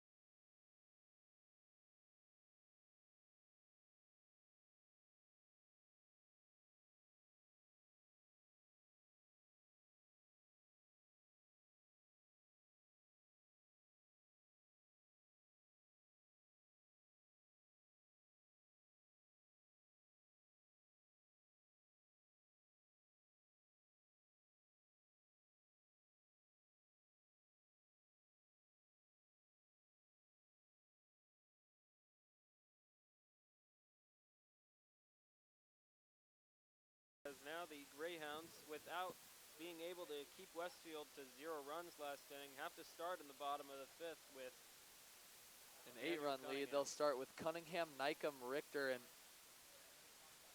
it's interesting because obviously you'd want to start with your top of the order to tack on 2 runs here, but this second half of the order has been extremely strong here for Carmel here tonight. Cunningham has been extremely effective. We've seen Evan Nykum get on base several times, and Alex Richter, who's in the hole here in this 5th inning, has been extremely impressive here tonight. Several hits, several runs scored. So if Richter gets up to bat, hopefully he'll be able to put bat to ball once again and try to tack on 2 more for the Hounds here in the bottom of the 5th.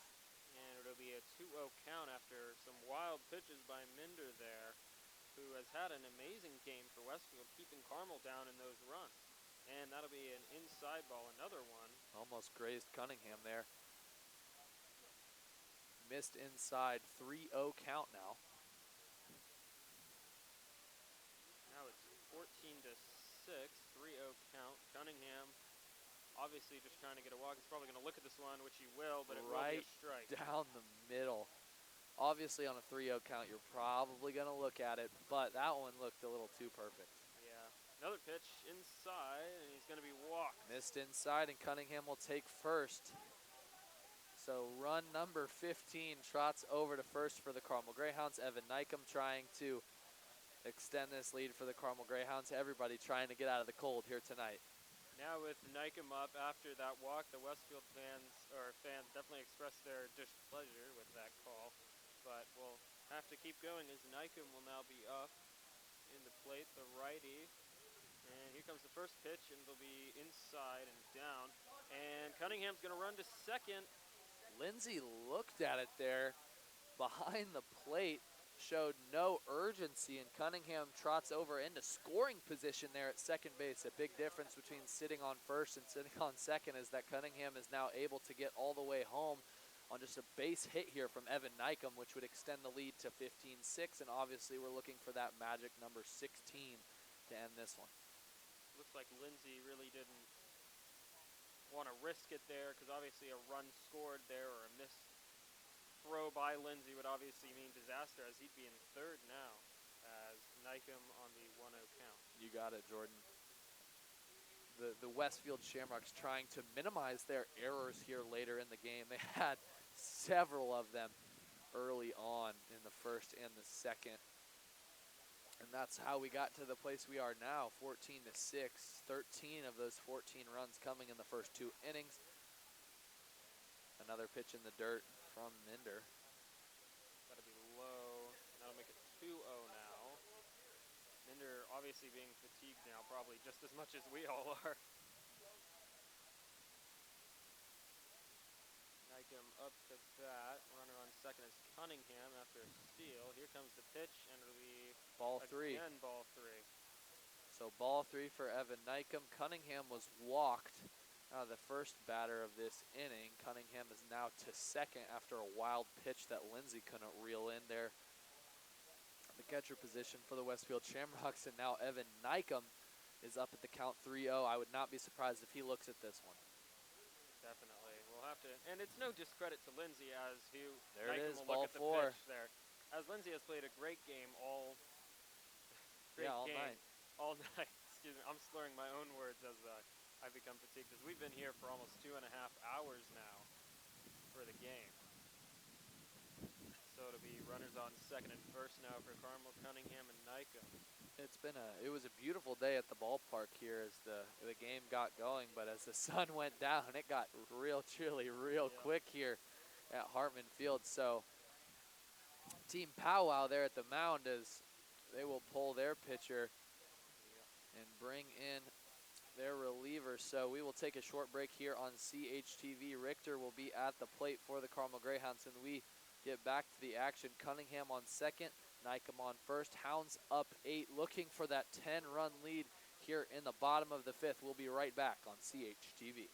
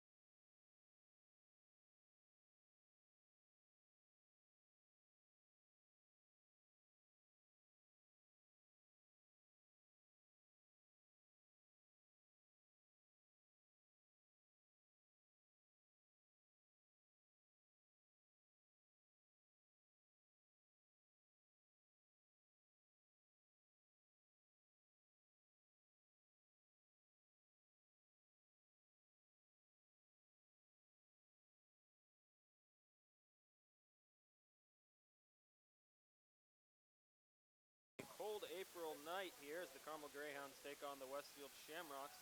Carmel trying to get 2 runs tonight to increase it to a 10-run lead and obviously get that mercy rule next inning. Alex Richter up to bat now. Markle is the new pitcher for the Westfield Shamrocks. Daniel Cunningham is over at second base for the Hounds. The 10-run lead scoring run is Evan Nykum. He's over at first, and then Alex Richter is at the plate trying to drive in both Carmel base runners here at the bottom of the 5th inning. Griffin Hadley alongside Jordan Luker here at Hartman Field. And Jordan, this one was extremely exciting and action-packed at the beginning, but the last few innings it seems like they have been a little bit more calm, and the pitchers have really dominated the last several innings. Pitchers have definitely been the key to this game the whole time, Griffin, as you said, as we've seen from Minder. He made Westfield, he's why this is possible so far, making sure Westfield could make that comeback in the innings and ensure that Carmel couldn't score that many runs. And we've seen some great battles so far, as it is now 3-1 from an outside pitch by Markle. So the Carmel dugout is alive and well down there. It's a little bit chilly here at Hartman Field, but they are trying to get out of this one. Richter with the 3-1 count. Looks at ball 4, so bases loaded for Winston Berglund now. And this is what you want as Winston Berglund. If he can get one out there in the outfield, we can definitely see some 2 runners Even come a in. sacrifice fly from Berglund could get Cunningham home. He could tag up at third, trying to launch one down into the outfield here. As you've said before, obviously Carmel has the speed to get them in, and they have the outs. Out of 0 outs so far has come into the Greyhounds. So Winston Berglund now, the sophomore, waits the pitch away and low, ball 1. So what I've seen from Markle so far is he throws really fast, but he really hasn't been able to really get into the zone yet. Yeah, you got it. He hasn't been able to reel it in, get it into the zone. Another outside pitch there from Markle, and now the Carmel Greyhound bench is very vocal, trying to get under Markle's skin here as he's thrown 6 balls in his last 7 pitches. So base is still loaded here, 0 outs, and that'll be the strike that Markle's looking for. Gets one in there for strike 1. 2-1 count now. Winston Berglund trying to get something going. Bases loaded for the Greyhounds. Cunningham at third. Nykum second. Richter first. Throw and inside Inside, for ball 3. Looked like it almost caught Berglund's wrists there. 3-1 count. Winston Berglund now. That was interesting. I thought that would have been a strike with the ump's calls recently, especially on lefty batters, as we talked about before with those inside pitches. As the wind is picking up, Winston Berglund awaits the 3-1 pitch. Right down the pipe, strike 2. Full count now for the sophomore.